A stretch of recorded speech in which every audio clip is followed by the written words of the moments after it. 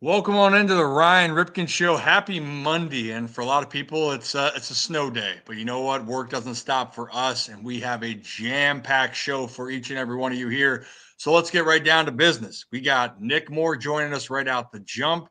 We are going to have then Dez Walker, who helps train some of the Ravens pass rushers, joining us at 3:45, and then Kadre Ismail, former Super Bowl champion, former Baltimore Raven, joining us at 4:05.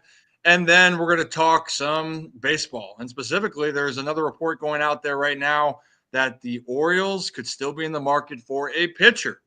Could it be a bigger move? We'll find out. But let's show you who is with me today here. I think, hey, Brad, reveal yourself. Where are you? I'm right here. Hey. There he is. Hey, Brad's the only one that was able to get down to studio. Brad, how you doing today? I'm good. It's a weird time of year. Obviously, snows everywhere, but every time we want to continue to talk football, there's more baseball news. So I'm pumped to get talking about baseball as well. But Ravens Steelers volume number 3. I am looking forward to that this weekend as well. It's going to be primetime Saturday, and I can't wait to talk to our friend Nick about that too. So super pumped. Yeah, I am too. And then from the shadows, I think we have the rest of the guys. Kevin, Zach are also here somewhere. There's Zach. Maybe Kevin. Go. Oh. We're like the Brady Bunch. Yeah, we can do the squares. We can look up, we can look side, we can look this way. Yeah. There we go. We can look down, look left, look left, look right.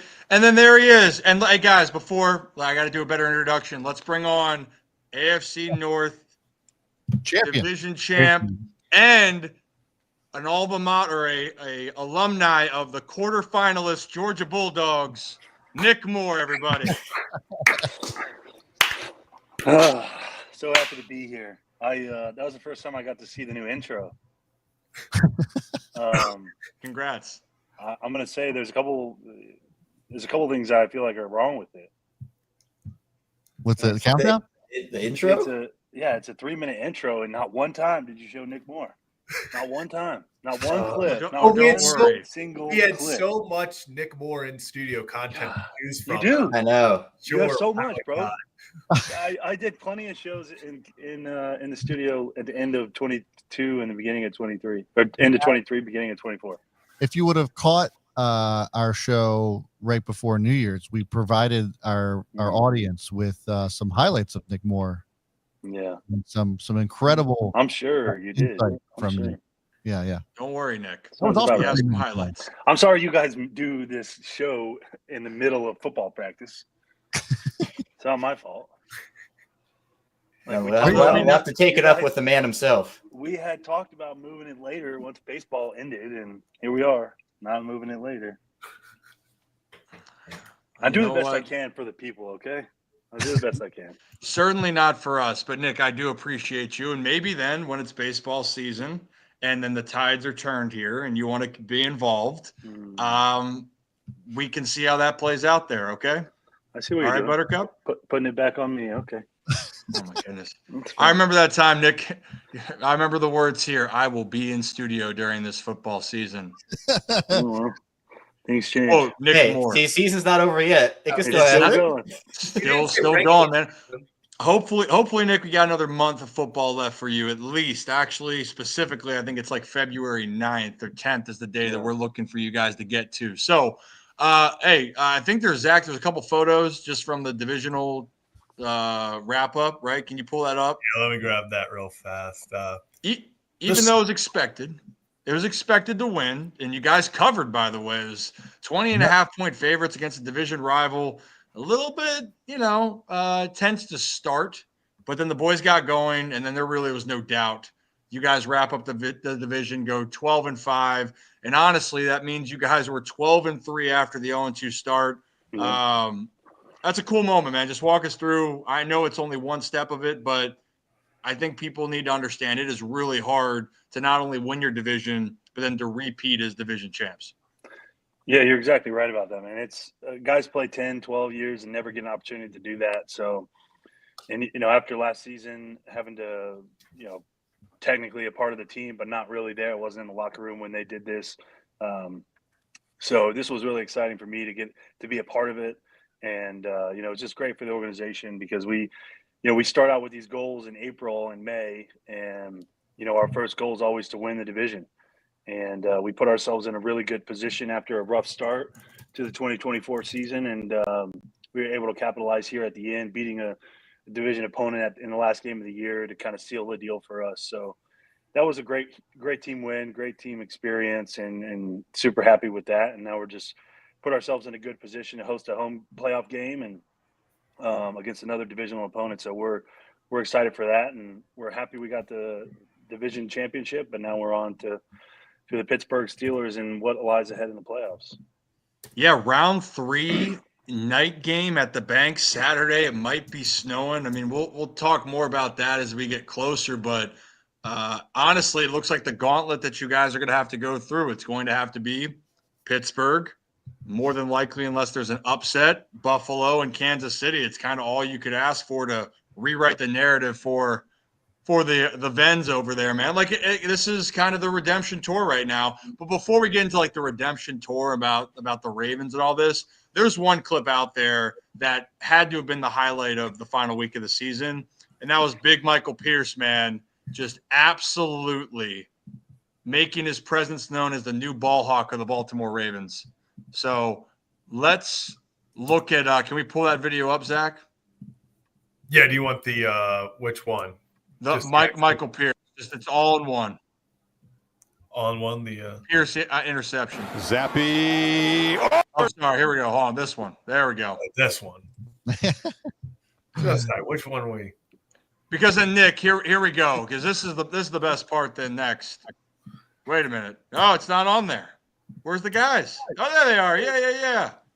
That's Browns fans upset. that banter. But then there's going to be a wild Nick Moore right there. There he is. Yeah. Yeah. That was electric, dude. That was so fun. So that was like the biggest celebration I think I've ever seen. And then there's Nick one more time. Look at that. That's a close up on the kid right there, dude. Hey, and you know what? You look slimmer in the purple than you do the white. No doubt about it. Yeah, there's no doubt about that one. But awesome moment. I mean, we've seen Michael Pierce talk about it. We've seen the joy. He went down, didn't want to use any more of the gas that was in the tank or not left in the tank. Bus was out of gas. Yeah. But awesome. But needless to say, right there, it just seems like everyone, like that was the exclamation point on just a hell of a day, to be honest. That slide also hurt me, by the way. It hurt a lot of people, I think. Big men have never been known to be graceful and in their acrobatics, but no, Mike, that was honestly, let's talk about how that was a great play. Like, yeah, it wasn't like he got like a tip ball and just landed in his lap. Like that guy made a play on the ball, and I mean, dude, we might have to put him in at wide receiver this week. Who knows? But he. Anytime a big guy like that gets the ball, and Mike's a class act, just a great teammate. He's been around a long time, had a couple stints with the Ravens, played a lot of football in his day. Doesn't get a lot of the accolades because he does a dirty man's job, and he's in the middle and he's fighting, in the trenches and holding down the line of scrimmage, and that was just an unbelievable way to kind of cap everything off, and it was so much fun on the sidelines, just celebrating him and that amazing play. So I was honestly hoping he was going to run, but yeah. After seeing him go down and then talking to him after, like, you do see a lot of these big guys that get the ball and they're so big. It's like hard to, hold the ball right. And let's not get it twisted. That guy's 390 pounds. So he's he doesn't hold the ball ever. And it's, it probably doesn't fit too good on his body. So good for him for getting down, holding on to the ball, and not being a meme, as he said. Yeah, Nick, the play call itself was also awesome. I mean, how many times you see a guy like that drop back in the coverage, and then he just happens to be there to get the ball too? Like that was some sneaky stuff by Zach Orr too. Yeah, I mean, obviously Brady Zappy didn't see him, so I don't know how you don't see the biggest guy on the field, but he guess he didn't expect him to be there, and Zach Orr is just in the lab calling plays, and he's really becoming one of the top tier defensive coordinators. So that was a great play call by him, and then an even better play by Mike Pierce. Yeah, Zappy was going through his progressions, and he's like, why the hell is there a refrigerator on the field? And then he just threw it, and the refrigerator jumped the route. Dude, like when you think about this out loud, like when you're like, oh no, like the shock that goes through it. I understand that some guys can blend in, or you can say, or maybe like you're wearing like an all white uni and maybe there's something that throws it off. There was nothing there that can throw off a large object there. Also, though, I got to say, Big Phil's got some hands, man. Like that is not an easy play. And I will say this, even though the moment would have been great to see him run, I'm just glad he's healthy. He didn't hurt himself on the slide, Yeah. Brad. I got to say, like, we got to go through some baseball drills because that scared me. That terrified me. But when he's on the field, man, like he is a difference maker. Yeah. So awesome, man. Hey, good for you guys. 12-5. The season was over after the 0-2 start. Yeah. Clearly it wasn't. Kevin was calling for the team to make changes, specifically to the long snapper. Oh, wow. All right. This is a suable offense. Slandering me like this. It was a whole episode of Locked On Ravens. It was wow. Long snapper holding the Ravens back. It was crazy. Yeah. Crazy. I mean, I'm not surprised coming from Toucan Sam over there. It happens. Don't make me pull it out. I'll do it. I'll go get it right now. I can take the criticism, okay? Oh goodness! Hey, this is what I was hoping for too. I actually put this in our little group chat during the game. I was like, man, it's the last game. It's a blowout. Just put 46 is eligible in there. I wanted to see it happen. Every single week. Yeah, Todd Monken and I have become, obviously we have a connection with Georgia.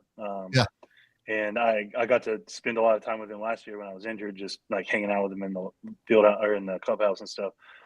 And this year, every week I kind of walk over.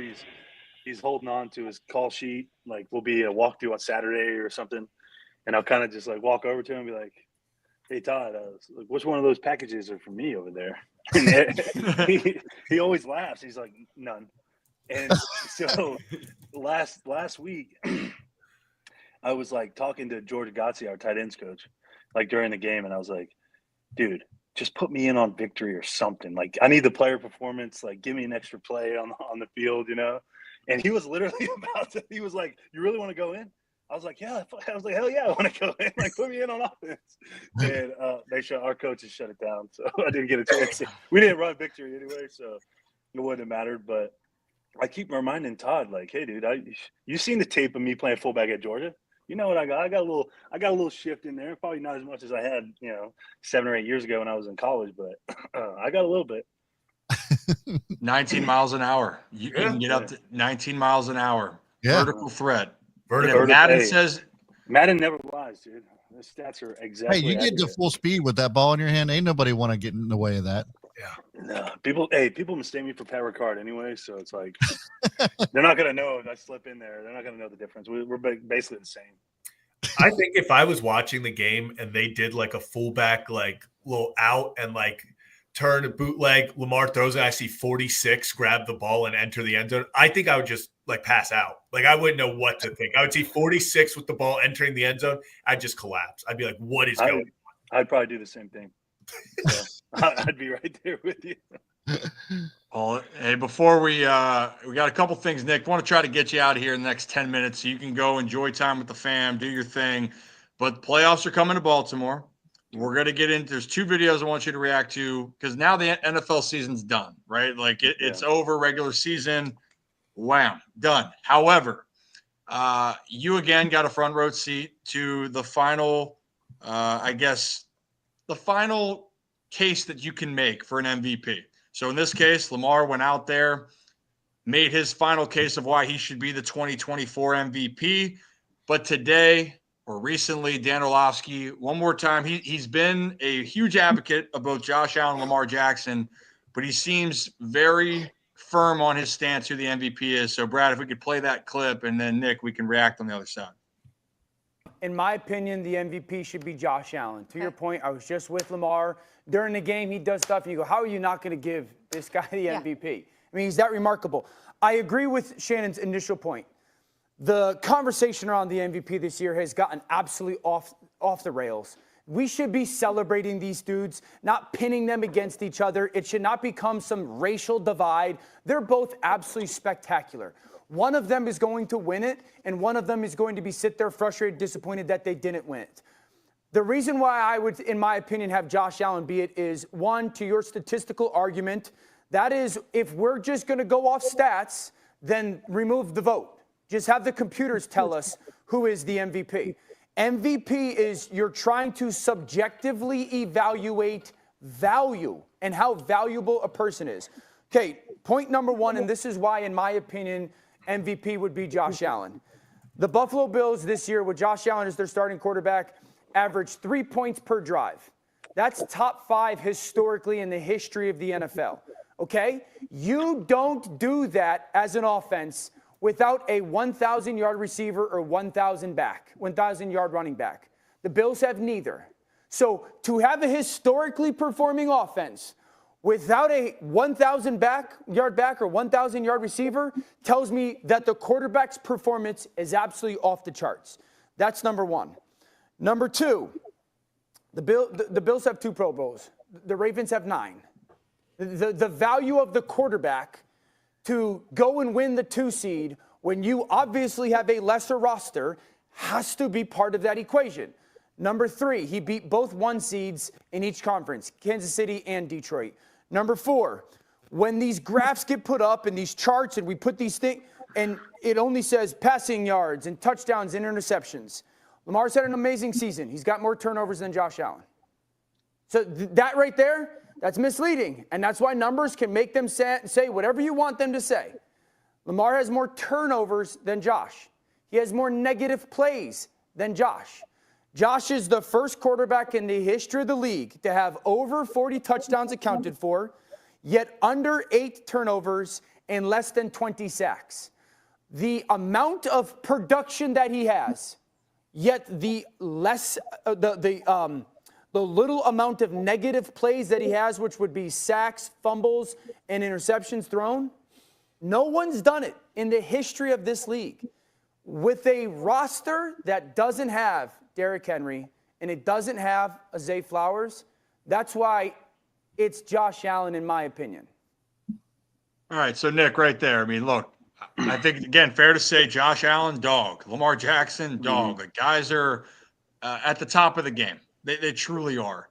One thing to throw out the stat part here before you take the floor, Nick, what he was saying is because they're counting Lamar's fumbles. Lamar has 4 fumbles lost. Josh has 0. So Lamar has 2 more total turnovers on the season. But I think there's just a bigger part here to all this. And when you watch Lamar play, and this is why I want you to speak on this, the stats are one thing, the eye test of what you've seen Lamar Jackson do, and I think this is where you're to go, Nick, is it kind of speaks for itself. So do you have any thoughts on that? I think Josh Allen is an unbelievable football player, one of the best talents of our age and generation and arguably of all time. And what they've done in Buffalo is crazy. They're what are they, 14-3 or 13-4? 13-4. And so basically they have 1 more win than we do. All right. And they're a fantastic team. And I'm sure we'll see them, if we can play well this week, we'll see them here next week. But in my opinion, there's not a football player on the planet that's better than Lamar Jackson. He was able to put up nearly 4,200 yards passing and over 900 yards rushing while having a guy almost rush for 2,000 yards, 78 yards away from 2,000 yards. Okay. And he's on top of that, he's got a 1,000-yard wide receiver, and he's got a tight end breaking every record that the Ravens have had at tight end with 11 touchdowns. And it's like, I understand that Josh is a one-man show and he's kind of doing it all by himself. I get that. But Lamar's doing better, and we beat them head-to-head in week 4. Lamar outplayed Josh when we had a chance to go head-to-head. And it's like, if we got a 2,000-yard rusher, how many people think that the quarterback is going to be able to throw for 4,000, over 4,000, and then also rush for nearly 1,000? Like, come on. Right. What Lamar Jackson does nobody can do. It's not possible. No one has ever done it. I understand that they average 3 points a drive, and he's got whatever other whatever turnover rate, or that's awesome. And then he's an outstanding player. I think he's for sure the second best quarterback in the league right now.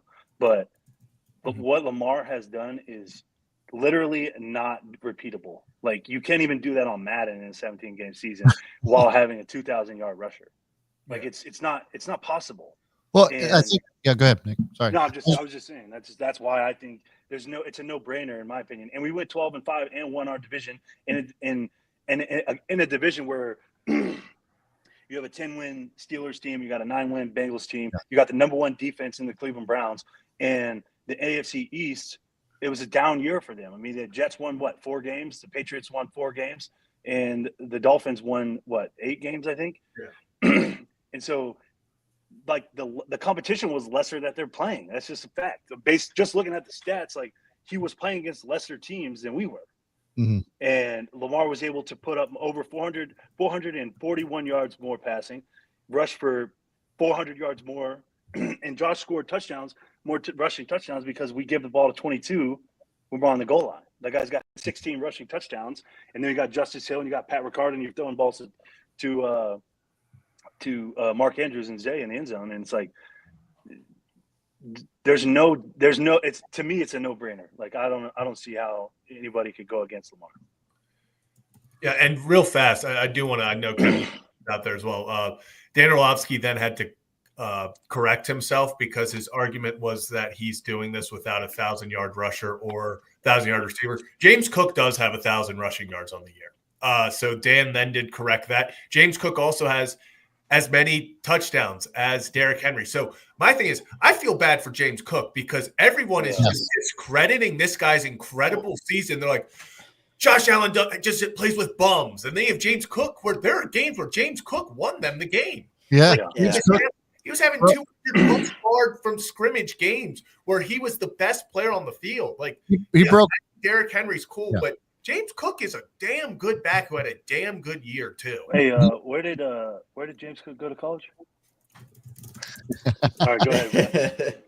I was just saying James Cook also broke O.J. Simpson's touchdown record, franchise record, this season as well. So, like, to say that Josh Allen didn't have a supporting cast, not to mention, I believe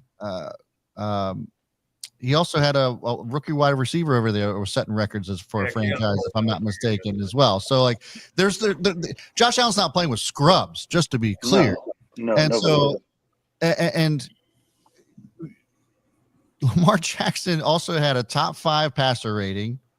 Then he also is in a rare air with only Aaron Rodgers as a touchdown to interception ratio. 41 touchdowns to 4 interceptions is absolutely insane. And you can make the argument that all 4 of those interceptions were not Lamar Jackson's fault.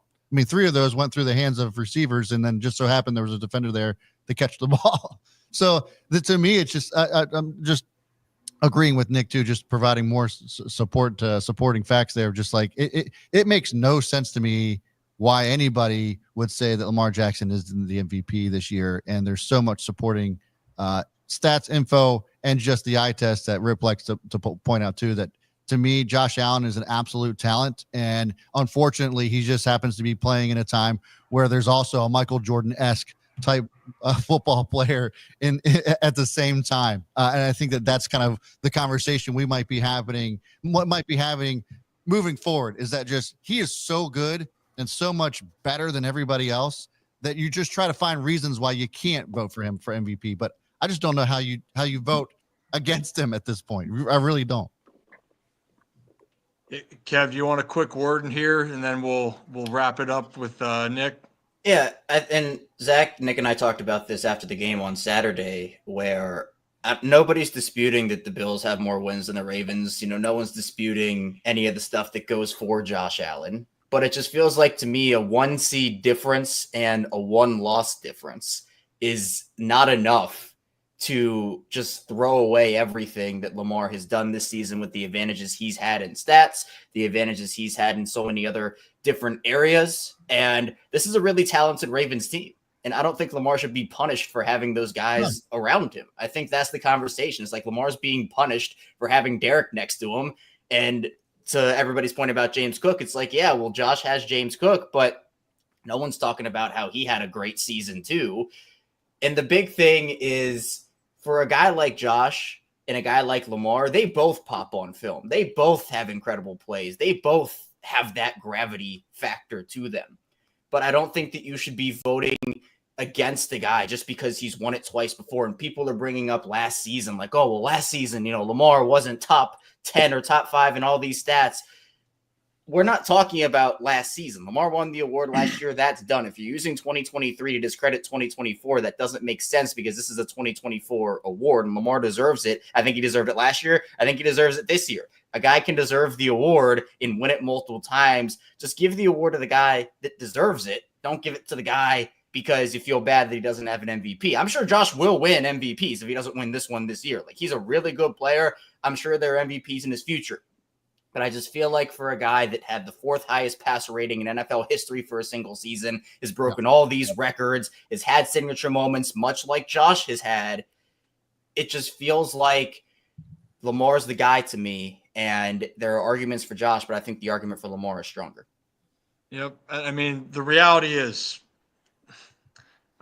both these guys want to win a Super Bowl. You could throw it away, but it feels good. It feels good to be recognized for your talents. And Nick, essentially, you mentioned all the talented players that the Ravens have. Every year it's been about that Lamar hasn't had enough, hasn't had good talent. And all of a sudden now Bateman is considered a great talent, which he is. He's a talented guy, but it's funny how the narrative has changed because the development of some young players, but also when you have a superstar player, he can elevate the ones around them, and that's why you're seeing Derrick Henry. Derrick Henry's a talent with or without Lamar Jackson, but he is a damn better back with Lamar Jackson. Same with Zay Flowers, same with Rashad Bateman, and same with Mark Andrews. He elevates the ones around him. To me, you elevate the ones around you, and that really makes a difference. I hope Josh wins an MVP. Just hopefully this year, though, what Lamar did is an historic thing that we might not see a quarterback do again. So I digress. It's all good. Nick, last thing, fun thing, on a snow day growing up for you, what was something that you preferred to do more? Sledding, even though you're a Georgia guy, so it's different. Yeah, not a lot of snow days back then. I was saying, when did you have a snow day? We had ice. Well, the threat of snow back then could have been the problem. The threat of snow. Yeah, we did. With the threat of snow, they definitely prematurely canceled school a bunch of times in my tenure. Yep. So, hey, what do you think? Better thing, good snowball fight, sledding. I'd have to say sledding. Back in the day in Georgia, it was a lot of ice. So a snowball fight with a bunch of ice isn't the most ideal situation to be in. But we always loved going sledding. The house I lived in, I grew up in, we had a pretty steep hill in the backyard. So we did a lot of snowboarding, a lot of sledding, a lot of that stuff. And I still really enjoy snowboarding.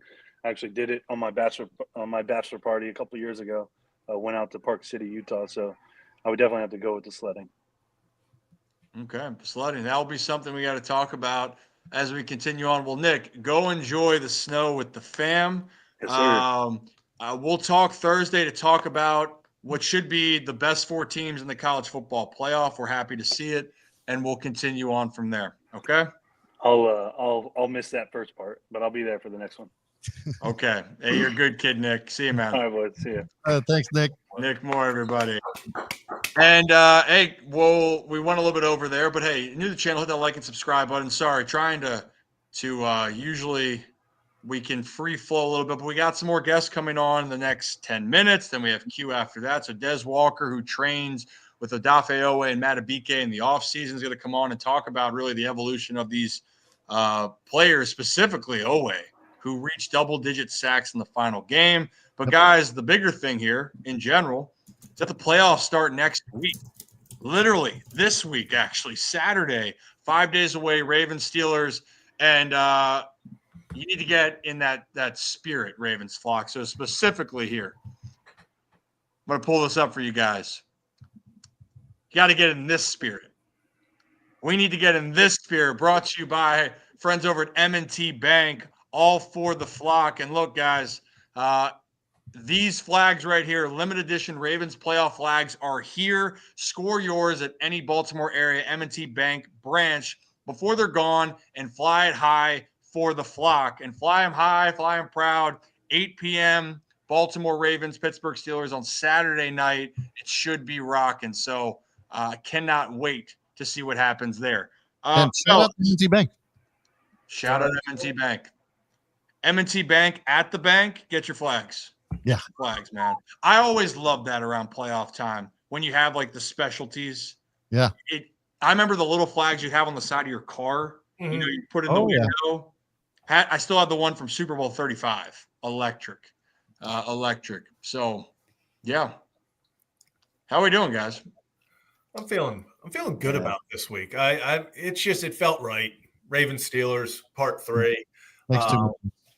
It was meant to be. I'm excited for it at the bank Saturday night. I know they don't usually do alternates in the playoffs. I understand that, but they got to rock the All Blacks. Got to. You have to at the bank. You know, Steelers playing. I think it's the first time the Steelers have played in Baltimore in the playoffs. Is that correct? The first time they've played in Baltimore since the Colts were here. Yeah, in the 60s, which is absolutely wild considering how many times Ravens Steelers have faced each other in the playoffs. Yeah, it's all been in Pittsburgh. It's pretty. They've all been in Pittsburgh, so this is going to be interesting to see how this plays out. You know, it's actually wild. There's a couple of stats here that I was just thinking about as we were talking about this. You know, it's wild to me that during the Joe Flacco years, never a home playoff game versus Steelers. And most, you know, the Super Bowl run obviously was all on the road, which is absolutely crazy. It's just a historic run for Joe Flacco then. But then, you know, the Steelers never playing a playoff game in Baltimore also was just crazy to me. But also that Mike Tomlin hasn't won a playoff game in 9 years. Mm-hmm. They've been one and done since then. So lots of pressure on Mike Tomlin and Pittsburgh Steelers coming into Baltimore too. So I hate to be a Steelers fan right now because, or even Mike Tomlin at this point, because you got to wonder how much pressure's on them to get a win, even though it's not likely. It looks like, I think last I checked, the Ravens were favored by 7.5 points. And so guys, like if you're Mike Tomlin, or if you're a Steelers fan, you start to have questions about coaching here if they're another one and done in the playoffs after a decade almost. Mike Tomlin's never going to get fired from there. The only way I see them moving on is they trade him. I think trading Tomlin's the only way they move on. I think we're going to have to. Well, we could dive into this for a long time, to be completely honest. But it is fascinating, the conversation of what do you want in your organization? Do you want to be competitive each year, which every fan base believes, or do you want to feel like you are contenders? There's a difference there, right? Pittsburgh has been competitive every single year that Mike Tomlin's been there, but they haven't been true contenders since going back to the days of the Le'Veon Bell, Antonio Brown, Big Ben, where they couldn't get by Pittsburgh. But so the early 2010s was the last time. So you got to ask yourself, are you competitors or are you contenders? So we'll dive into that much more in the future. But guys, before we get into, because we only got a few minutes here before our next guest comes on, can we just talk about a couple things around the NFL this past week? So today kind of turns out as they call it kind of like Black Monday, where like firings, it's kind of ominous feel. Well, we've gotten a couple notifications on that. So Doug Peterson, Jaguars, he's done. Kind of no surprise there. Gerard Mayo for the Patriots, done. That one was kind of surprising. Oh, was surprising.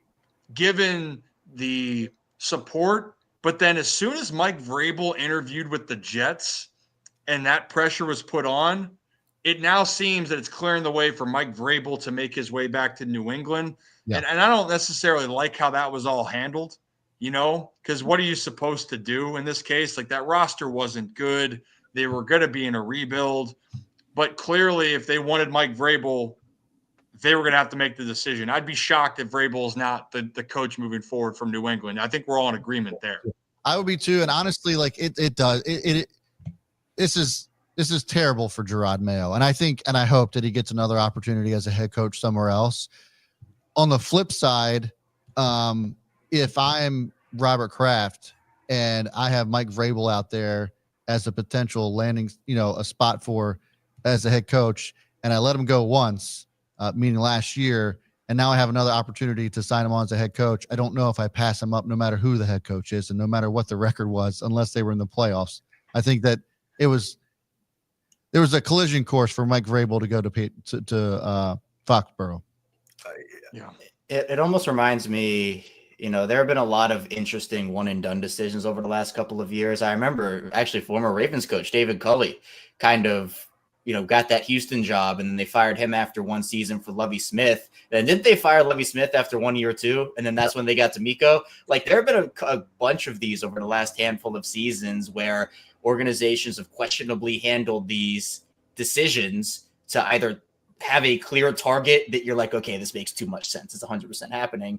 And then you don't see those guys get another opportunity. So I agree with you, Brad. I'm hoping Gerard Mayo gets another shot, because I get it was a rough year for New England. There were questions, I think, even in the locker room about like what was going on there, but you inherit a team that was supposed to be bad. And guess what? They were bad. It takes more than 1 year to rebuild the team. And I think that you should see it through, because it just creates it. And again, even for Drake May, it's like, this is going to be a second head coach in 2 seasons. And that can create a bit of a tough environment for a young quarterback. So there's also that factor.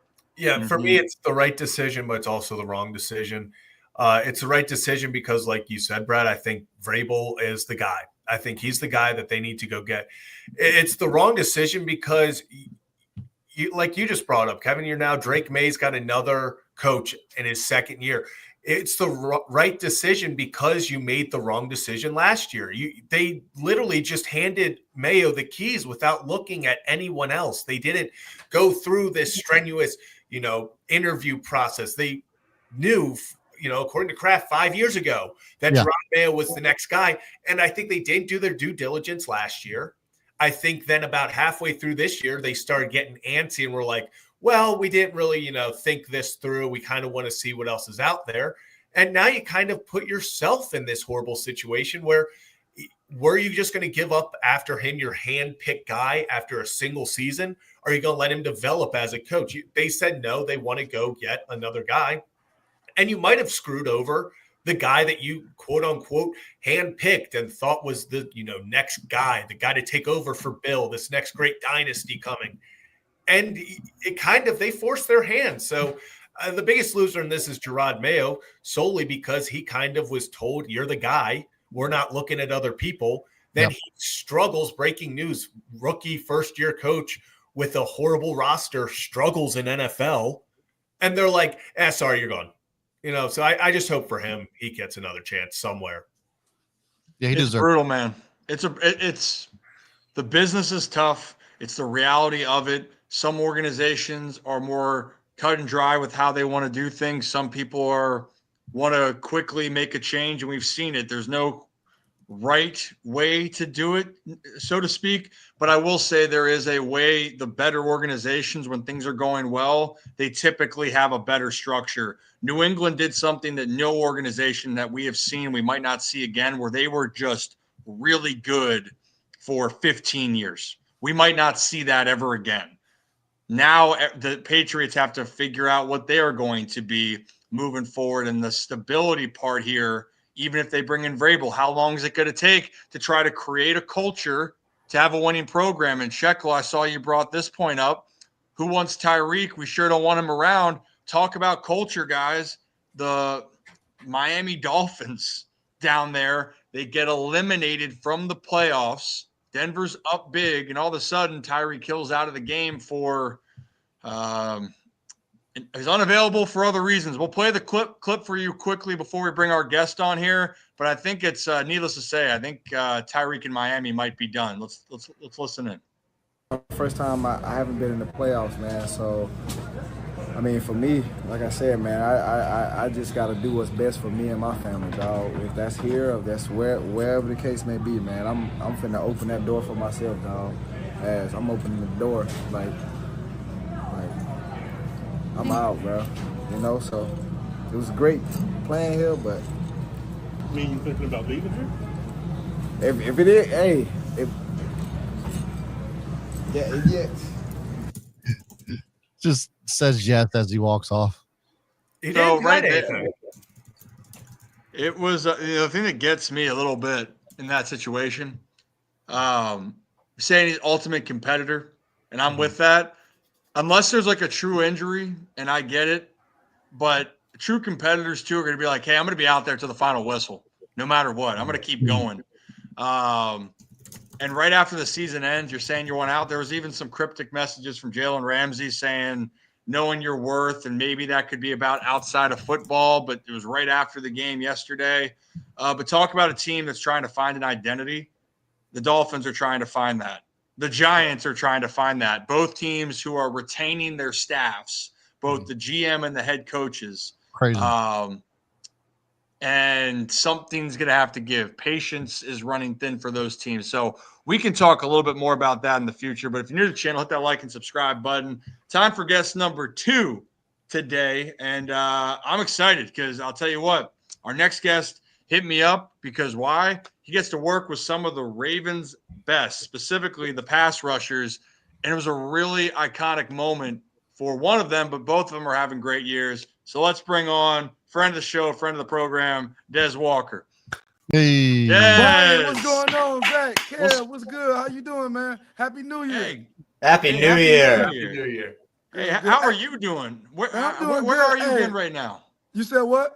Yeah, where are you right now again? I'm at Stretch Dynamics. So right now I got a group of Combine Pro Day guys, All-Star guys getting ready for their future in the NFL. Some of them guys are getting recovery right now at Stretch Dynamics. And you know, I've been training, been here and there. So, you know, I'm gonna get on the call at all times, man. Well, I appreciate you, man. And for those that don't know your background when you're talking about working with professionals and what I was bringing up here, that you get to work with some of the best. Dez, for those that don't know, you came from the Chuck Smith program of training some of the best pass rushers, working on their skills, their abilities. And so you specifically have gotten a chance to work with Matuab and Oweh. And actually, I got some clips from Oweh, but first off, has to be an awesome feeling for you to see, because you know how much time you spent with them. Yes. So just talk about the moment specifically. We know Matuab's got paid last offseason, but Odafe getting the double-digit sack yesterday had to have been an incredible feeling, not only for him, but for yourself.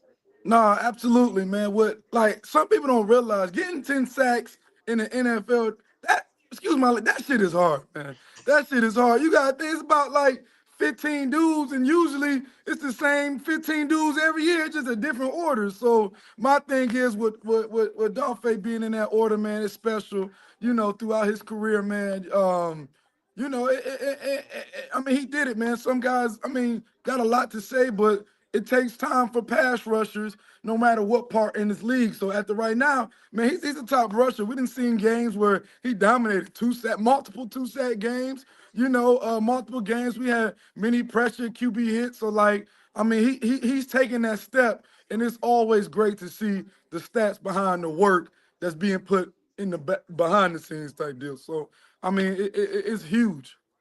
Yeah, because I put together a little bit of a montage of highlights from the season for Odafe here, and there's that first photo from yesterday. Yeah, Ends Chuck, up for 10, right? Chuck and Matt. Yeah, double digit. See, let me tell you about the double digit sack club when Chuck invented this. That's like getting a black belt. You know what I'm saying? That's like what's the award when you go to when you're at the White House, that's like the Nobel Peace Prize. That, you know, you gotta think that's, and not everybody can't get a double digit sack club. And my dog, you know, Chuck Smith invented the double digit sack club. You know, he earned it, man. And it's something to smile about. Well, and it definitely should be, right? I mean, it's an awesome moment. I think that sometimes we have these thoughts and perceptions of, if you're going to be an elite pass rusher, you got to be putting up, you know, the numbers in the high teens, right? You got to be leading the league, which obviously some of the best in the world, like you look at the Myles Garretts, the TJ Watts that are going out there, like, yeah, those guys are studs. They're great. But to get 10 in a season, to be able to make an impact, like you said, It's a very hard thing to accomplish. He joins it, and I believe Odafe had the second most sacks on the team this past season, only behind Kyle Van Noy, and he had a great. We know what his value brings to the team, but maybe a couple of these clips I wanted to just run by you and shout out D-Line Vids here because he helps kind of. I took it from over there, and for anyone that wants to know, those clips are really cool to watch. Really you can find him at D-Line Vids on X. But so just talk to me about like I'm gonna roll this, but just what was the biggest thing you were working on? You guys were focusing on this past off season. Yeah, absolutely. So right here, you see a stab club, you see a cross chop. I mean, the biggest thing, man, he's attacking with his moves. When you come in and you attack with your moves and you're taking a good angle, man, I mean, you could get a lot of sacks off the type deal. So with him using these stab club, and look at it, these are wins, these are clean wins. Obviously, with the athleticism, you're not outrunning Dolph. You are not outrunning him type deal. But when you put the moves and the athleticism of him doing the cross chop right here, now you become, hard to block type deal. So going again, back to this with the stab club, he's coming in, bringing his rip, closing. I mean, you're not running away from him type deal. So, I mean, these are excellent clips because they're showing high performance moves as well as a mixture of his effort for the game. So he's crafting as well as he's playing hard. Man, that goes a long way, and I'm excited to see him in the playoff as well.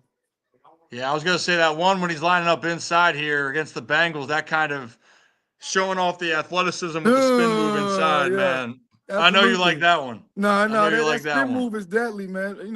Dolph can, he can spin with the best of them, man. And spin move, stab club. You got a clip with effort as well.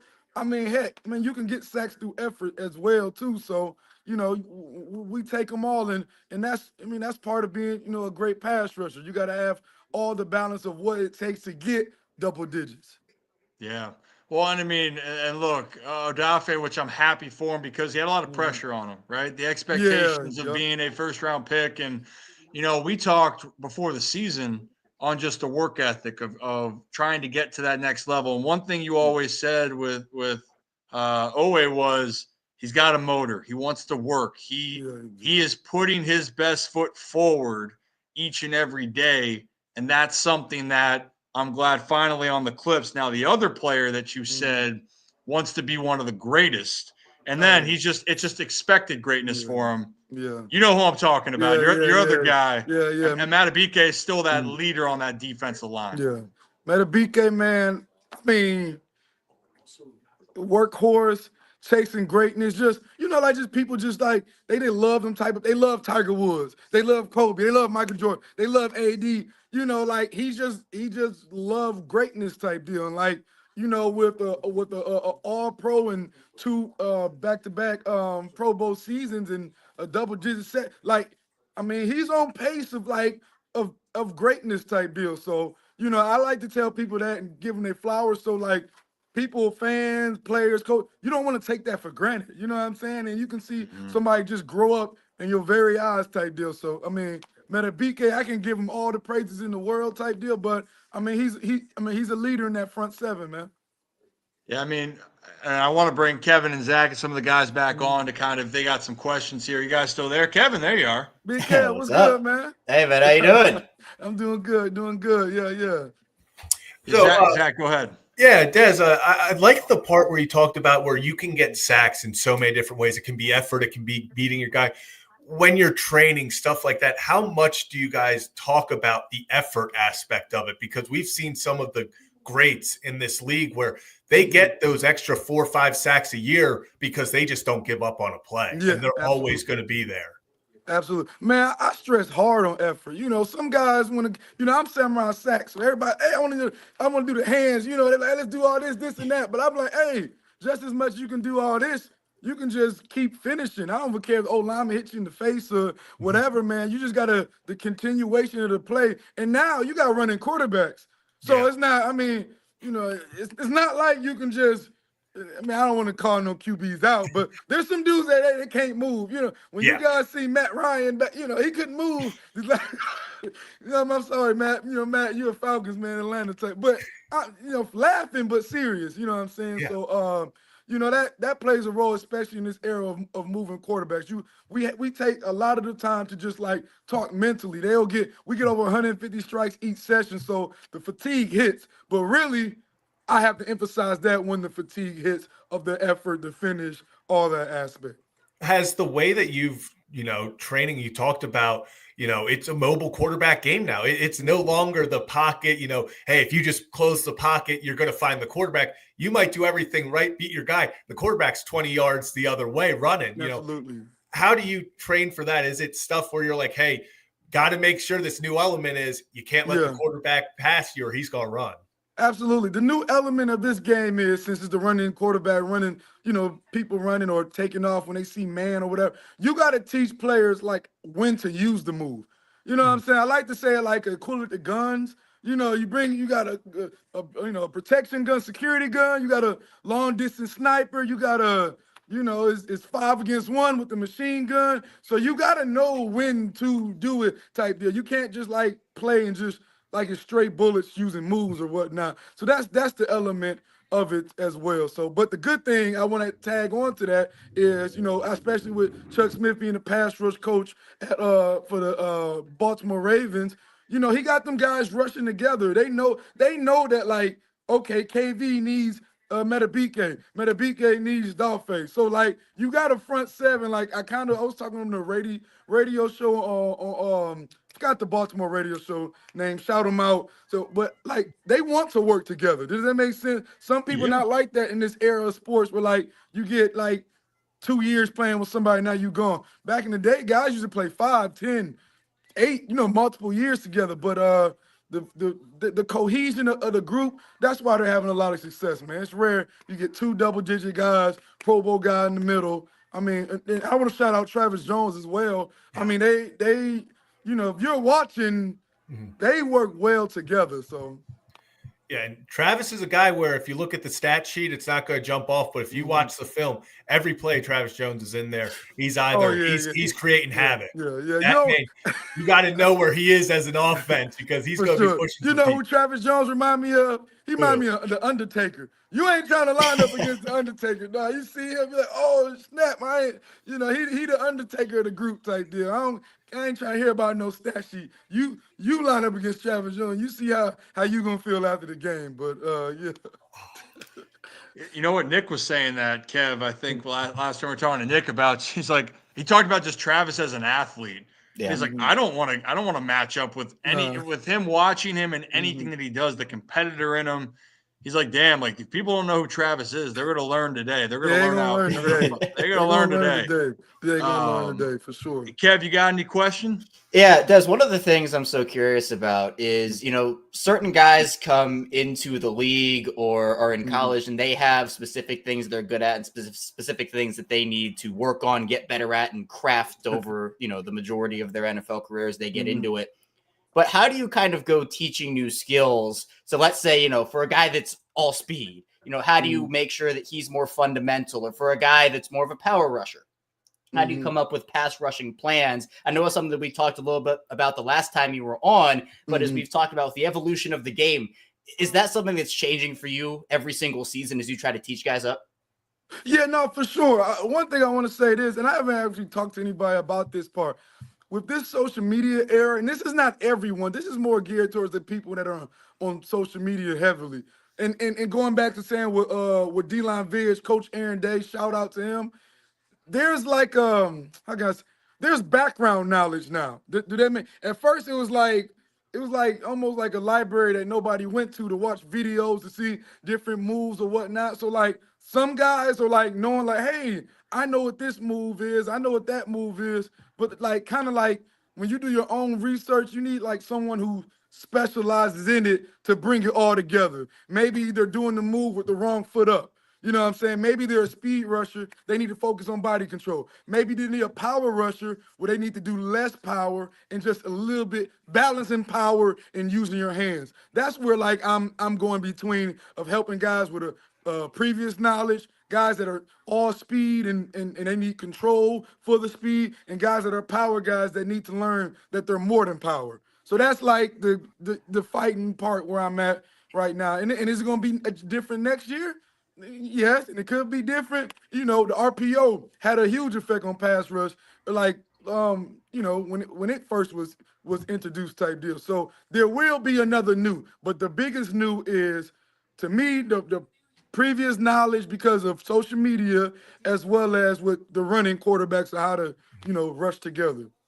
Yeah, it's a in any sport. It's just Des, moving around with baseball, and every single year you could have a good year, you could have a good month or a stretch there, and you can feel like you have things kind of figured out. But the true competitors, when you get to the top in the NFL, that's the cream of the crop. Yep. They are going to continue to adapt, and if you are going to keep up with them, you are going to have to continue to evolve, and that's what you're exactly doing with your training. You are trying to figure out is how can we try to make the most complete pass rusher possible, but then also how can we keep up with others that are trying to be great. And before I let you go then, though, Des, again, where can people find you? Also, your energy. People are talking about my energy. I'm ready to run through this damn wall right here. No.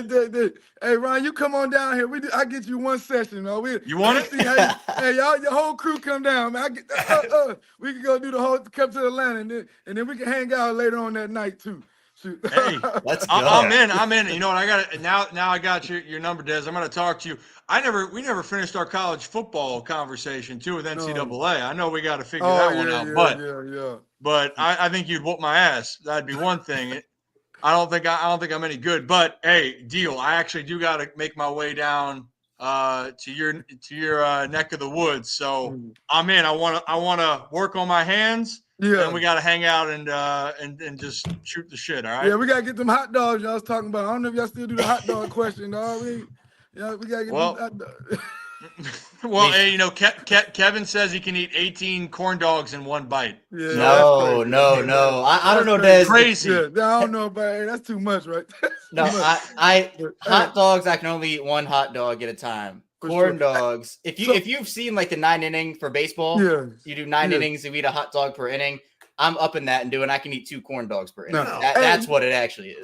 Let me tell you what hot dog or corn dog you can't eat. So originally I'm from Detroit, so we got coney dogs. So you put the chili on top with the cheese. You not eating about you ain't eating about that. So I don't even know if I finished one of those. Yeah. Oh man. Yeah.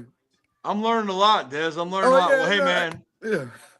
I appreciate you. I'll hit you up after we're done, but as always, man, appreciate you. Congratulations to you and your guys. It has been awesome. But hopefully, though, for the Ravens, their journey ain't done yet. Hopefully, they got another. Keep going. They got until after February 10th or 11th, whenever the Super Bowl is. Yeah, absolutely. Appreciate you guys having me on. If you guys are trying to find me, you can find me on IG at DEZ_55, Twitter, Coach Dez Walker, TikTok, Dez__55. Anything. If you got a pass rusher that need help getting their hands right, if you got a college player, NFL player, little league player that need help getting the fundamentals right and taking the game to the next level, hit me up. And you guys live life every day like it's 3rd and 8. Love that, baby. Love that, Des. Appreciate you, man. You have a great rest. See you guys later. Appreciate you, Des. Man, his energy, I love when he comes on, man. Yeah. I love when he comes on. Electric, man. If you're new to the channel, hit that like and subscribe button. Ryan Ripken Show. We do this live every Monday and Thursday to do 3 to 5, but then we also have our happy hour hot stoves on Wednesday. We'll be live on Saturday for the Ravens game. And that was Dez Walker once again, who is a part of the Chuck Smith pass rushing guru training in a sense here. And he was working with Matuab and Oweh in the offseason. So the guy is elite at what he does and trying to continue to enhance some of the best in the league. So I'm excited about. It's easy to see why guys want to go to him. When you see that energy, you see the energy he's bringing. I mean, that is a guy who loves pass rushing and loves getting people better. Hey man, I'm ready for my trip to ATL. That's all I'm saying.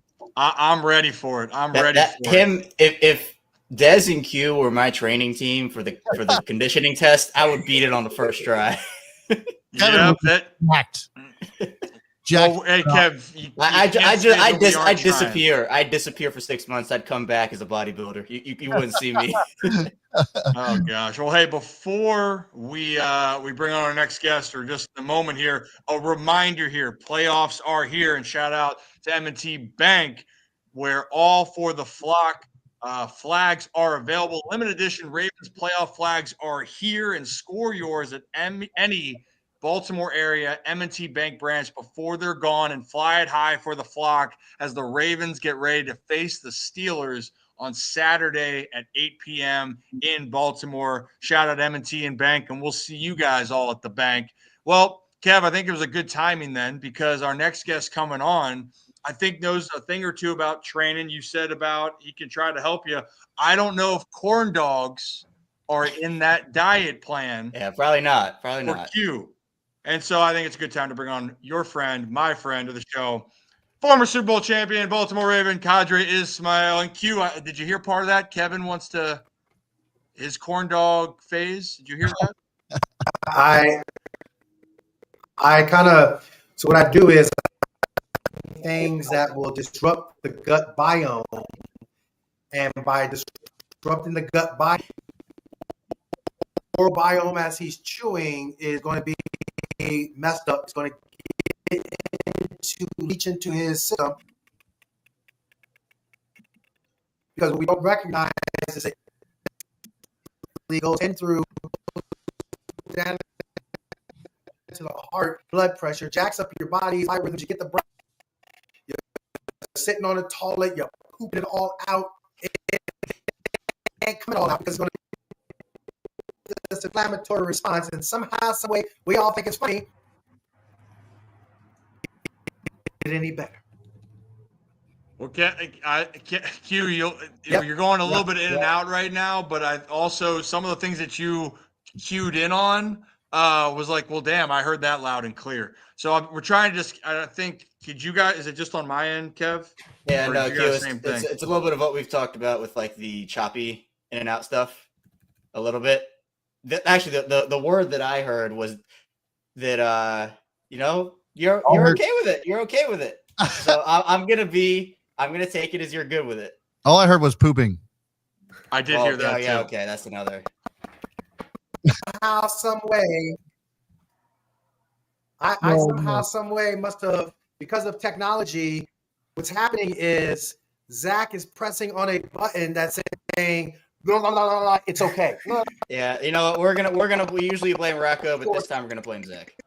Kadri.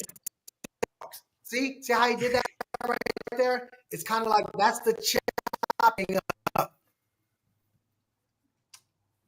Yeah, Q, it's coming in a little bit. It is Zach's fault, though. It is. How did you guys usually fix it in the past, Kev? Reset internet, in and out, come in and out of StreamYard, whether it's on his end or my end or your end or the whole reboot. Hey, Q, do you mind just jumping out of StreamYard and coming back in? We'll try it again. Take two. Perfect. Beautiful. It honestly might be Rocco's fault, to be honest. Probably it always is. No doubt. Look, technology's not my friend. I got a new computer, so I'm actually living large now. So did you stick with the Mac, or did you actually? I stuck with the Mac, but I think I might add on potentially and get an actual PC. Yeah, because I feel like it's time to get like an actual. My PC now is like 12 years old. Yeah, it's time to grow. Yeah. Because like I like the Mac because you can have like everything with the texts, and like I'm just used to it. Like I've had a Mac for however many years, but I mean, from everybody I talked to, you guys and everyone. I mean, Ryan, you made the switch. You made the switch over. I do. I have both, but like all my business for PC, or I use with the PC. I still got my old Mac, but the shelf life of my old Mac computer is like 20 minutes of battery. Yeah, that's me too. So that it's tough for the program. It's tough for the program, but we appreciate all of you guys. And I'm curious right now, and there it is, British Raven saying PCs are the way to go. And maybe also there's a lot of snow around. It's, snow day here. I'm curious, Brad, like some people, like maybe we talk about it at the end, what do people really enjoy about snow days? Is it sledding? Is it snowball fights? Is it just a nice glass of hot cocoa, hot chocolate, Could be. But I think while we wait for Q to see for the reset here, I'm wondering, Brad, if we go ahead and I can play the clip, but one thing that was sticking out to us was a clip from Bill Belichick back in October.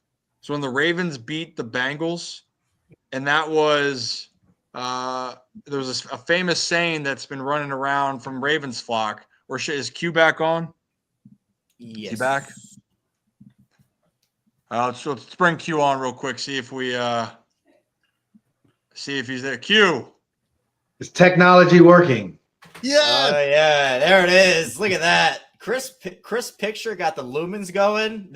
You are so back here. Well, here's the thing, because I'm blaming Zach for jacking the whole thing up. We start talking about all these corn dogs, the inflammatory response through the wiring of the system. Yeah. Then we all of a sudden we're all on the same page, and then boom, just like that, it was derailed, and there it is. Zach, hand up. That was on me. Yeah, you need to answer for your crimes here, Zach. This is not acceptable. There was too much corn dog talk. As soon as we got the corn dog talk, the system knew Q wouldn't be able to handle it, so it was like we got to just just wait until Q realizes that Kevin's gonna have 2 every inning of a baseball game. So 18 corn dogs is what Kevin's going for. 1 bite each. But Q, let's get into a couple things Ravens wise, shall we? Yeah, I'm trying not to throw up with the thought of the corn dogs every 2 innings. I mean, that's a lot of innings of corn dogginess. Yeah. I could add a certain beverage to that as well, and do that every inning too. But I think that might get a little too crazy. I'm getting lightheaded right now thinking about it. I can't even remember the last. I'll be honest, I can't remember the last time I had a corn dog, but I do remember the last time Q we talked some ball, and that was on Monday, and now Thursday. It's Monday now. Ravens clinched, feel good. We had Nick Moore on. He was celebrating. It was all the good things. Yeah, woo, woo. And it was fantastic. So 2 things we want to talk about with you. The first one was, it's revisiting a point that Bill Belichick actually said back in October. And this has kind of been a saying that's been going around Ravens Nation, Q. But we're going to play the clip. And I just we'll ask you on the other side about, where you think the Baltimore Ravens are at this point in time. So, Brad, can we play that clip? About Baltimore a little bit there, because they obviously end up with a win. Tucker hits a 50. His balance. Then he runs over like 4 guys. Patrick Ricard's pulling him. It's like, is this the year that the Ravens are the most dangerous on the offensive side of the ball? And do they have enough defensively to maybe win this thing this year? What is your takeaway from the Ravens after this big win? Yeah, well, I think, the Ravens every week, they got to look at it like the biggest opponent is the Ravens. They just can't let themselves beat themselves. They can't let the Ravens beat the Ravens. So I think if they can do that, like the fumble, the turnover that Lamar had, that wasn't anybody's fault but theirs. And so they've had some of those. That's looked like some coverage miscommunication and bust there. You don't give up a lot of yardage and a lot of points against Cincinnati. Obviously need to tighten that up. But when they're hitting on all cylinders, when they've got it going right, it really looks good. They just got to find that consistency and eliminate some of the things that they've done that put themselves in a hole more than what the opponents have done to them. So I'm sure that's the focus there. Take care of our business. Let's just play the way that we need to play and not lose the game. And if we don't lose it, we'll probably win it. So right there, Q, the lines that we heard specifically. Ravens beating the Ravens, clean up some of the defensive miscues, miscommunications. Going in now, they're 12-5. The defense looks like they're firing on all cylinders. Do you agree with Bill? Looking back now, I guess now it's 2.5 months later. Is that your assessment, or what is your assessment of the Baltimore Ravens? Right. So the season is now concluded. You have the 3rd spot in the playoff seeding. You're going to have a home game. You won the AFC North last year. Obviously can't undo last year and bring it back, but you can learn from it. And I think this year and last year, you get a picture of what the Ravens are all about. You got a team that as a coordinator that is in his 2nd year that clearly elevated his game when it came to helping out your franchise quarterback. Your franchise quarterback elevated his game from a cerebral standpoint and given himself a chance to really just take control over other teams' defenses rather than trying to just manipulate the offense. You got guys as far as people around him that really understand their roles and their importance, whether it be Justice Hill, whether it be King Henry, whether it been at small points in time, Isaiah Likely, at big points in time with Zay Flowers, with Rashad Bateman, at big points in time, Mark Andrews. You have an offensive line that kind of has gone through, it's growing pains throughout the entire season. And, whether Pat McCary is the guy or not the guy, or, Daniel Fa'alele, are we giving credence to his alternate as a Pro Bowler? There are times where you're like, oh my God, he just dominated that guy. Then you see a guy, maybe speed rushing him and, just going around the corner because his hips aren't fast enough to be able to control a dude. Those are offensive thoughts that I have as far as the good and the bad. You flip it over on the defensive side of the ball, and to Bill's point, you had a defense that, the Ravens will beat the Ravens. In other words, you should not have ever lost that Cleveland game way back late in the season where you're just dropping Jameis Winston picks. And you catch those. Heck, Kyle Hamilton just catches one. Darius Washington catches one. You're looking at a situation where you're not even worrying about, the Cleveland Browns, and you swept them. You look at the game in which you had the Pittsburgh Steelers at Pittsburgh. From a scheme standpoint, you played extremely well, but unfortunately, you couldn't get that necessary turnover that put you in a position to win the game. Or you look at it in a scenario where you have guys not being on the same page with one another.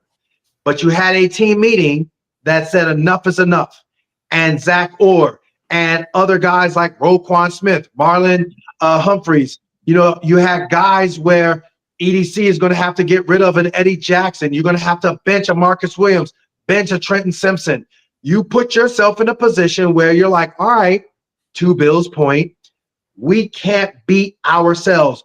And we are drawing the line in the sand and saying, if we're going to go down, we're going to go down our way. What is our way? Being a little bit more creative, hanging your hat on Mark Andrews, on Derrick Henry, allowing Lamar to get cursed out by his mom, and all of a sudden, next thing you know, he's doing some strategic taking off down the football field. Looking at, yes, we get it, Zay Flowers had his knee injury, but we're talking bigger picture. But you're looking at Zay Flowers continuing that blossoming 1,000-yard Pro Bowler. You're looking at Bateman being a touchdown machine. And I think that is where offensively they hung their hat. And then I think defensively, like we just talked about, how in the world we going to be with the Ravens from a historical standpoint, and also this year, 2024, is going to be about. And they rewrote their own story. So now you got postseason. Postseason is, where are we? Are we in a position where mentally we can go ahead and look at where teams are going to attack us? Brandon Stevens, Daniel Fa'alele, Pat McCary. Are we going to look at those scenarios and say, how do we cover them up? How do we feature Derrick Henry, Lamar Jackson, and cover up the injury to Zay Flowers? What does Mark Andrews bring to the table in a team that has said, man, we ain't let Mark Andrews beat us. We'll have to have somebody else beat us in the Pittsburgh Steelers. Pittsburgh's defense looks meh, but their offense is not very good. We do not want to have Pickens all of a sudden come out of his doghouse shell of weirdness and have these spectacular plays against you. So again, Adafe had his double-digit sacks, and he went from, he almost got him, to, yeah, he delivered. You got to deliver against the Pittsburgh Steelers and get pressure and sacks. You have Kyle Van Noy, Mr. Veteran. Great. What are you going to do? Go ahead and get those pressures and those sacks. And I just think that Kyle Hamilton, it got to be Kyle Hamilton. So those are my general thoughts off of what Bill was saying as far as the Ravens. The Ravens got to handle the Ravens and not beat themselves. Mm-hmm. And right now, Q, it's an evolution of a season, right? And you're going to have the ups and downs. And when you can sit here right now and go, do the Baltimore Ravens have a legit chance to make a run at the Super Bowl? I think the answer is yes, because they have made the corrections over time. And speaking on the defensive side, since that 1-point win against the Bengals at home, the defense hasn't allowed more than 24 points the rest of the way. And that was against the Philadelphia Eagles, strange game. Then there was the Chargers game where they allowed 23 points, I believe was the number. But other than that, this defense has been sound. They've been playing together, and offensively, they've been doing a great job of taking care of the football. But you did mention quickly, Q, about a wide receiver that's been blossoming, and Zach, that has been the number one concern now, if there is one, for Baltimore heading into this postseason matchup with Pittsburgh. Yeah, for Q. So obviously right now, Zay Flowers announced day to day. They're going to see, they're taking it, I guess, with each practice and stuff. I would say it's probably a stretch he plays this week, especially it being on Saturday. So if Zay Flowers is not out there, in your opinion, I think I know who you're going to say, but who has to step up and be that playmaker to kind of lessen the blow of losing a guy who just hit 1,000 yards, who has been, as you said, is blossoming into that number one receiver for Baltimore? Yeah, you solidify your regular season and your legacy and that bag in your postseason play. So from a postseason aspect of things, the elephant in the room, receiver-wise, is going to be Rashad Bateman. I think from a strategy-wise, don't say anything, but Isaiah Likely now all of a sudden becomes priority number one. Priority number one against, Patrick Queen. I think Justice Hill, let him come back. And I think we now are talking where John was saying in his press conference earlier in the week where he was like, yeah, we got weapons. Well, now it's up to Monken. How are we going to get Likely to go ahead and get some matchups and let him do what he does? Because we already know Derrick Henry. We already know Mark Andrews. Those are the knowns. But it's those other supplemental guys that are going to have to take up from that Zay Flowers explosive, get the ball into his hands, go down the field, the intermediate routes to run after catch, all those things. I think that we're probably going to go see where it be, Sean Elliott. I'm sure he's going to be ready to, I'm going to thump somebody and, blow up a guy or whatever. I'm sure, Joey Porter's like, man, I'm good enough to play now. I'm a match up against Bate and see what I can do against him. I don't think he's going to handle me. Minka is probably going to be like, man, I already had a good game against him. Watch me do it again. All those things. We get it. We understand it. But I think this is the opportunity where you're going to have your legacy, your bag, and your opportunity to show that you absolutely do not fear this moment and make the best of this opportunity and get the victory. Yeah, I mean, look, I think it's spot on there, Q, right? Somebody each time, and this was on our last show, when you go to the postseason, it's not going to be just about your stars. Your stars obviously can carry you to certain heights, right? I was just watching the Aaron Rodgers documentary, right? I just watched that, and they showed his run when they won the Super Bowl, and he helped carry the Packers, no doubt about that, right? Joe Flacco when the Ravens won in 2012. I'll tell you what, he played pretty damn well, historic level, but along those journeys to a Super Bowl, it's the players that you're not going to expect. Like the player of Jacoby Jones and Zach, who was one of the pass rushers for the Ravens that got the bag? Paul Kruger, baby. Paul Kruger. Yeah, Q. Mr. 99 himself. Yep. So we kept saying, we can throw out all these different names. Somebody's going to have to step up here. I meant for us to play the video about Harbaugh beforehand, but I mean, Harbaugh, it's the same thing. He's going to be cryptic, Q, with the answer, right? It's bless you. It's going to be a cryptic answer because why do you want to give away more than you have to? Bless you. I think, there you go, times two. But the reality is, I mean, if you're the Ravens, you just got to expect that someone's going to have to step up, whether it's 1 week, whether it's two. I think there was a photo out there, he was on crutches I believe, was like a photo that kind of got, unfortunately, kind of thrown out there. But that's just the way it is. And especially, it seems like it could be a weather game, Kev. Am I wrong for that? It's a potential chance for weather. Potential. I mean, it's gonna be cold. I'll tell you that. It's gonna be cold out there. So it's, I don't know. I saw one report that it was gonna feel like 9 degrees out there, 20 something. But I mean, we saw during the game on Saturday, before Zay got injured on the broadcast, they said, yeah, we're pushing the receivers, keeping their hands warm because they obviously had that drop early. But man, if this is like a AFC North cold weather game, I mean, it's great for the storybooks, but it'll be tough conditions nonetheless. Oh, yeah. One of the things that I want to stress when it comes to Zay and obviously his game, I mean, he's a explosive guy, and usually, and obviously I can speak for that, I didn't have quite the phone booth explosiveness that he had. I was more of just a downfield, vertical, explosive, big play guy.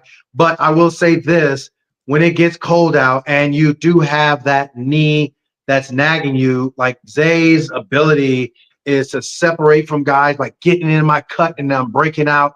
Man, that lateral collateral ligament, that jazz is where it's tough to kind of, put your foot in the ground and make those dynamic cuts. So, we don't know if it's a grade 1, and if it is, that's a great thing, meaning that it's a minor sprain compared to the other levels of it. But there's going to be that that bite that you will have, and just his style of play is going to, it will have an effect on it. That's why I'm saying, the Justice Hills as well as the Isaiah Likeleys are going to have to, really be those next level contributors. And, you got to have Nelson Aguilar be, a strong, contributor when his number is called. He can't have, the Nelly drops that, we've seen, in his tenure here. You're going to have a Tylan Wallace when it's zone coverage and, hey, nobody's really guarding you and you're running a beautiful route. Boy, you got to, come up and make those catches in those plays. So, those are the immediate thoughts that are going through my mind when it comes to other guys stepping up and the cold affecting an explosive receiver that might not quite be 100% going into the game. All that matters here. And you know what, Q, I'm glad you brought it up, because I think when it comes to understanding the body and training, it's safe to say, I'm going to toot your horn, you're probably up here when it comes to the understanding and intuition. Well, because also, one, you lived it, but then two, you're still living it because you're doing all the training constantly. So remind people where they can find you when it comes to missile training. Yeah, man. So missile training is me. It's missile training at missiletraining.com. Missiletraining.com is where you can interact with me. And if you're a human mover, meaning anyone, as well as a person who might be trying to enhance their athletic performance, if you're a team and you want to improve upon your team speed, missiletraining.com. That's where you're going. Missiletraining.com. Yes, indeed. Interact with me there. Also, check me out, WJZ. We're going to have our pregame show, Purple Pregame, talking about the Ravens, breaking it all down. Perfect, Q. And then hopefully we have you again Thursday to get us ready, and we'll have probably some more news on how things are shaping up. But as always, Q, appreciate you. And again, as always, sorry for Kevin, but we there's only so much that we can do. We're going to try to help Kevin. We'll introduce him to berberine and the effects of how that can help him overcome the nastiness of the corn dogs. Hey, so corn stay dogs tuned in another episode. Corn dogs are the greatest gift to ever be received. I'll just leave it at that. Appreciate you guys. Yeah, appreciate you. Appreciate you. Oh, man. Good kid, man. I'll tell you what. Cute. What I love also is that, hey, he's kind about it, Kev. He's kind about it. I know. He's nice to me about it, which is good. He could very much not be, and he is. No, so. but for all of us. But the thing that I love too is he you really can walk us through specifically. And I love the fact as we get closer and we find out how this weather is going to be, talking like how it's going to be for specific wide receivers. If it is a potential snow game, I'd love to talk to Q more about that. But hey, for everyone that's wondering, and you probably already know this because you're watching us, the Ravens play the Steelers on Saturday night in Baltimore, and brought to you by M&T Bank. For a limited time only, these flags, all for the flock, are available. All you got to do is go into your local branch in the Maryland region and go get one of these, but they are going quick. But go get the all for the flock flag there and get them before they're gone and fly it high for the flock. Ravens Steelers Saturday. That is the plan for now. And if the Ravens win, there might be a fun activity on January 14th brought to you by M&T Bank Stadium. Or M&T Bank, I apologize. So keep your ears open, eyes open. Eyes and ears keep open. them both. Eyes and ears open. Eyes open. Yeah. Keep them both open. Eyes peeled. Yeah. Ears peeled, eyes. Yeah, we're peeling everything. Keep your eyes peeled and ears open. That is what we want, because if the Ravens win that game, I think we might be in terms for a little bit of a rally on the 14th of January, brought to you by our friends at M&T Bank. More news to come on that. So fingers crossed, Baltimore takes care of business, and then we will be rocking and rolling. But go get those flags. Guys, it's an exciting time, though. It really is. It's kind of crazy that the NFL season's over as we kind of wrap up this and we get ready to segue to our next topics. But closing in the final week, what you got? We do have a bit of breaking news for those who haven't seen it. Ravens related. Mm-hmm.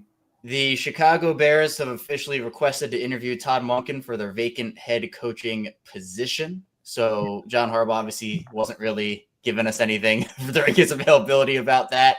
But I'm sure this is the first of probably a couple interviews that Todd Monken will have on his docket. But he still has something else to worry about in Baltimore before he can go talking about all that stuff. He's not going to the Bears. I don't know where Todd Monken ends up. Is the Bears the best opening currently? I don't know. I mean, the Patriots are the best opening right now. Yeah. I'd say Patriots also because the Bears right now, like everyone in that division is firing on all cylinders. With the AFC East, you're just kind of like. And you have you have so much talent on the Bears, and Caleb Williams is still very much a question mark. I think the base thing is the offensive line for the Bears. You got to spend every single pick. I would spend legitimately every single pick on offensive line. That's the only way you're going to see. That's the only way you're going to see if Caleb Williams is any good. Is if he's not going to throw the ball. Well, I also think it's the difference with Chicago.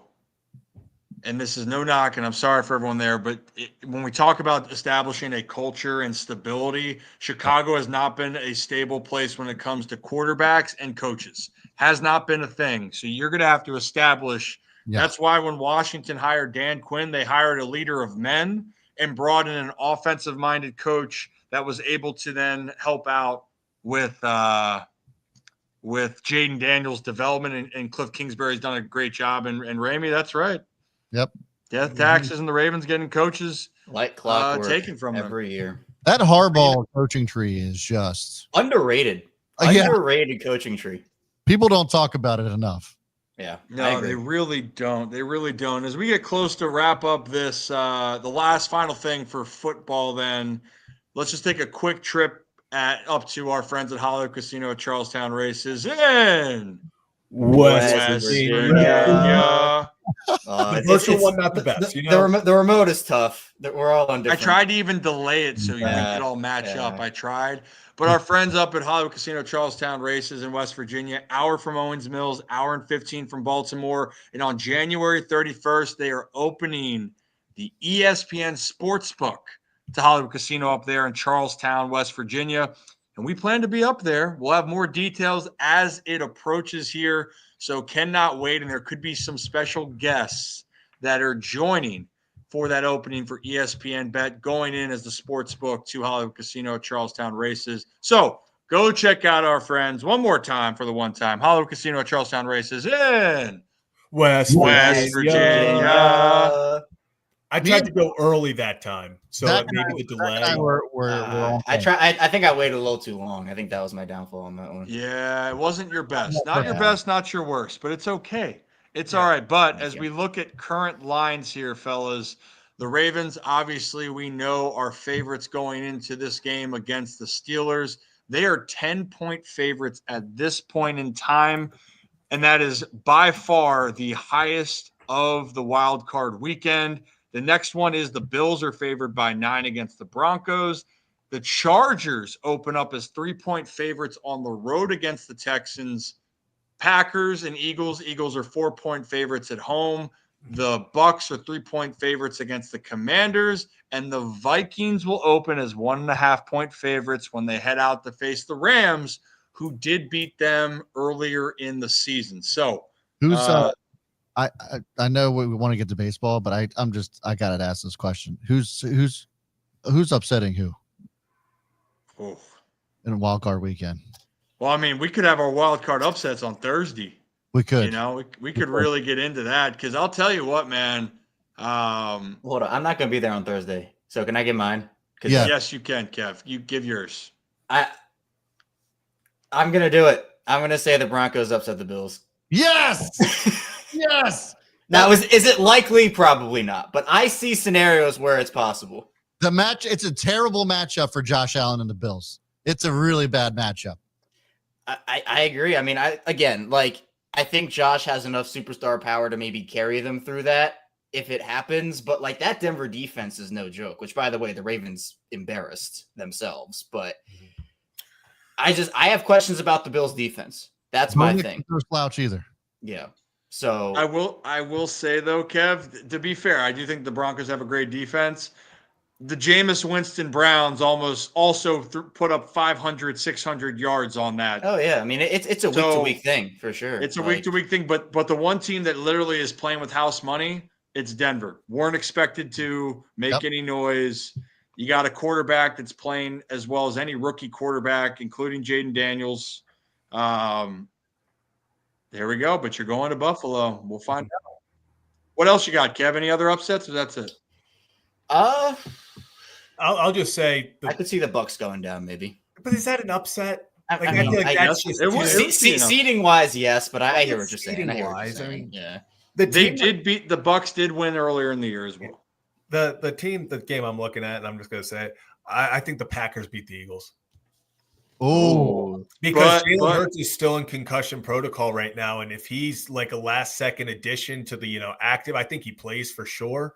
But I don't know. The Eagles lost beat them by 4 week 1. This is the second time they're going to see each other, and I don't know. I just I feel like that could be a game where it's going to be very, very close. It's going to come down to the last possession. Well, and then the news: Christian Watson tore his ACL and more. Jordan Love got banged up at the end, but I assume he's going to play and be fine there. Yeah. But we'll see. Jalen Hurts is definitely the key for the Eagles. Yeah, that's the big reason. No doubt. Even if he's good to go, I mean, he hasn't practiced in 2 weeks. He has, there's just going to be a little bit of that rust factor. And the Eagles already start each game pretty slow. So, the Packers are going to have the opportunity, I think, to jump out in that one. And then they just got to play keep away from Saquon. Well, easier said than done.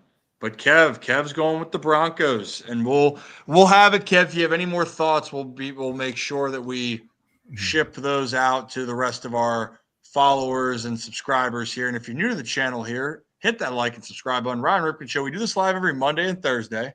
But we do a happy hour hot stove on Wednesday nights from 6 to 7, and then we are live on game days for the Ravens. So Saturday we will be live. And we got a really exciting 2025 plan for you all as we even get past football season. As people know in this area, we are Maryland based, but we are going to be hitting baseball season extremely, extremely hard. And it's going to be a fun year for everyone. And if you aren't a channel member, you can click the join button next to subscribe, where we'll have some more impromptu streams to talk about certain things like Brad, you and I were talking about. I'm like, you know what? I know a guy that could talk about Zay's injury a little bit more extensively. Might be able to get him on, but we just do that at least so our members can interact with that one. And so you guys can be more a part of those conversations. So we appreciate each and every one of you. Real quick before we transition, I think it would be a good transition for my best thing I see on the internet, because this is going into baseball. So here, let me I'll share my screen. So best thing I've seen is Darvish early this morning put out probably the most random tweet of all time. I'll get to that. Here's the translation. He said, I had dinner with the Kikuchi couple. So you say Kikuchi, who was traded with the Blue Jays, traded to the Astros last year, then signed to the Angels while they were on vacation at the end of last year. So I'm assuming last week. We had a lively and fun time together with both families in the house we rented. Kikuchi drank most of the hibiki that he brought with him and eventually passed out drunk. He couldn't find an Uber to take us home, so we ended up staying the night. That is one thing. He then provides pictures. Oh, blacked out drunk. That is wow. I think we've all been there. I feel like this is up there for tweet of the year of 2025, and we just started. That is the most. He was just like literally saw Kikuchi pass out. He's like, I'm tweeting this. Can you scroll up real quickly? Does it say at the bottom of the tweet permission to post a photo? Was granted to take this photo. That is incredible. You know what? We need more guys like Kikuchi. That's how you get out of a slump right there. This is the most relatable part, is his cell phone being that far away from his body when he I mean, so yeah, that is the best thing I've seen on the internet today. That was when I saw that. It was just one of those posts where you're like, he just randomly decided to be like, I have to let the internet know about this. That is phenomenal. Well done, Zach. Well done. Who knows what's on your browsing history and what you are searching for, but that was definitely worth the time. And we have one more thing that's not baseball related, but Brad, you got a poll? Oh yeah, I got a poll up for today, and it is, of course, snow day related. Let me see here. So I asked best thing to do on a snow day. Now there's a lot of them. Obviously, if you go to school, you're not going to school anymore. For the day anyway, which is great. If you're still going to school, not so great for parents probably. However, but if you don't have to worry about that, is it sleeping in? Is it sledding? Never getting out of your PJs, or snowball fights? I was big into sledding. I will say, I think sledding was just an incredible, like, especially growing up, like snow. Group of friends, big hill. What more could you ask for? I agree. I'm with you on that one. I'm gonna go sledding too. And there was a story where my friends and I used to go down the Notre Dame hill. Yep. If you know where that is, yeah. That's literally the hill that I was talking about. Yeah. So me and my friend, because you had those big sleighs where you could fit like multiple people on them. And so my friend and I went down on one, and they would build these ramps. Like you would go down and you would build these snow ramps, and you would just like shoot up on these ramps. So my friend and I got on the big sleigh, and we're like, right, we're going to go down and we're going to go up the longest ramp that they had. And we go up this ramp. We both fly off the sled. Mm-hmm. I land first. He lands directly on me. And at the time, I'm like 3 pounds, and he is not 3 pounds. So I thought I like broke my ribs. I was like flying on the ground. All these people are looking at me like, is this kid dead on the ground? Like, what's going on here? I didn't break any ribs, luckily. And then we did it again like idiots. So I don't know if this is a hot take, but I feel like especially like sledding is just so much better than snowball fights, because snowball fights last for like 3 minutes. Yeah. Like the idea of a snowball fight is great. And then you actually start the snowball fight, and then people are like, okay, this was fun. Like, and then it's just kind of over. It's the sledding definitely is the longest one that can be a part of this whole, because you're going down and sledding, depending on the hill, for 20 seconds, maybe 15 or less, and then you're heaving it back up. Like you're getting a good exercise, working in, hauling ass to get back up to the top of the hill. And then maybe you build some ramps because you want to be dangerous. And then other times you're like, you know what? I just want to I'm going to race friends, whatever it may be. Yeah. I would say, and I didn't do it a lot, but when I could, like playing like football in the snow, if I was with friends, we're like, hey, let's actually take this to the frozen tundra. And I just want to absolutely level someone. Didn't happen a lot, but I did enjoy it when it happened. And one that was different for me, we had I took an ATV and we'd attach tubes to the back. And we had some land, and then you just would tube on the back of the ATVs and you jump on the tubes. Probably very dangerous, probably a terrible idea. Don't listen to what I did, but that I did enjoy that. Was Calvin involved in that, or was that just a bunch of your boys? No comment on either. It was that's something your parents are just now learning about, or what? No, they knew about that. They knew about that. And everything was fine. We were all good. Everybody survived. Yeah. Oh yeah. Everyone would live to tell the tale. What was yours, Brad? Mine was sledding too. So I have a couple of memories. Like my mom used to take me and my sister out. We had like these cheap ass roll up toboggans. We called them toboggans. They probably weren't, but it was just a rolled up piece of plastic with two handles on the front of it. And those made for like the best sleds ever, because it was just like that shiny plastic. And once you got the snowpack down, you would fly. It was crazy. But another good memory of mine was my dad. He, God rest his soul, took us out to Towson University. So you talked about the Notre Dame Hill. The Towson University Hill out in front there is also a massive hill. And lots of kids would just put up ramps there too, just like build up packs of snow. He took up not just like a regular like snow tube, but like an actual like tube that we would go like a big tube that you would go down to the creek with. He would bring that with him.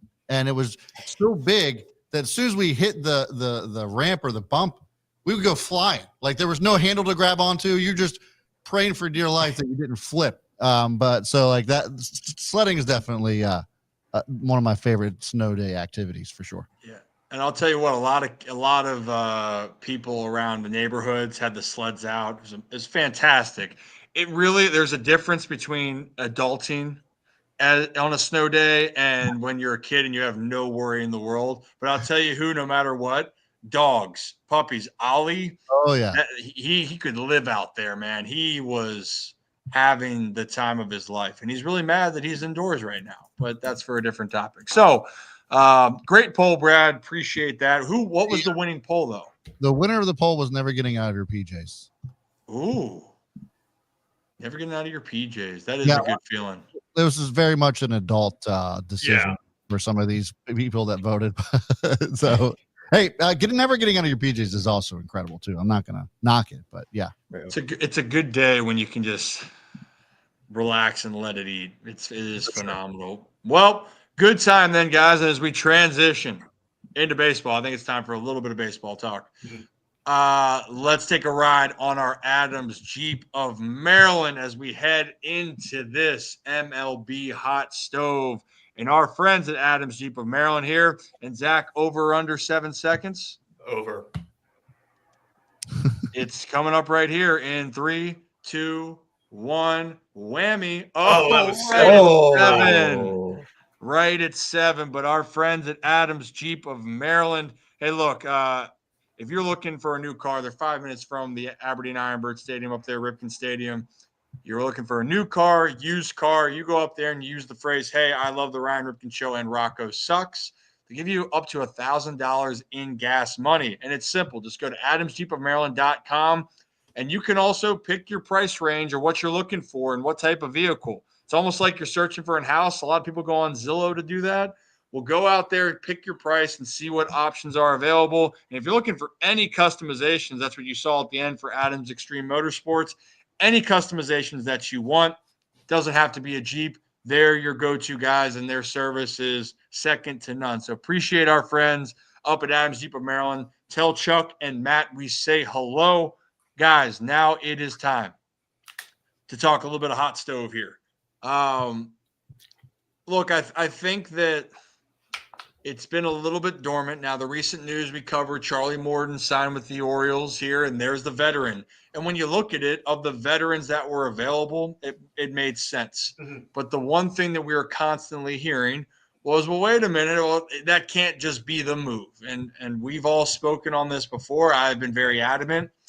I do believe something else is in the works. And clearly, so do some other people around the national headlines and national spotlight of the baseball conversation. And friend of the show, friend of the program, John Morosi was on earlier talking about the Baltimore Orioles being interested with a certain pitcher out in Seattle still with Luis Castillo. So let's play that clip for you guys.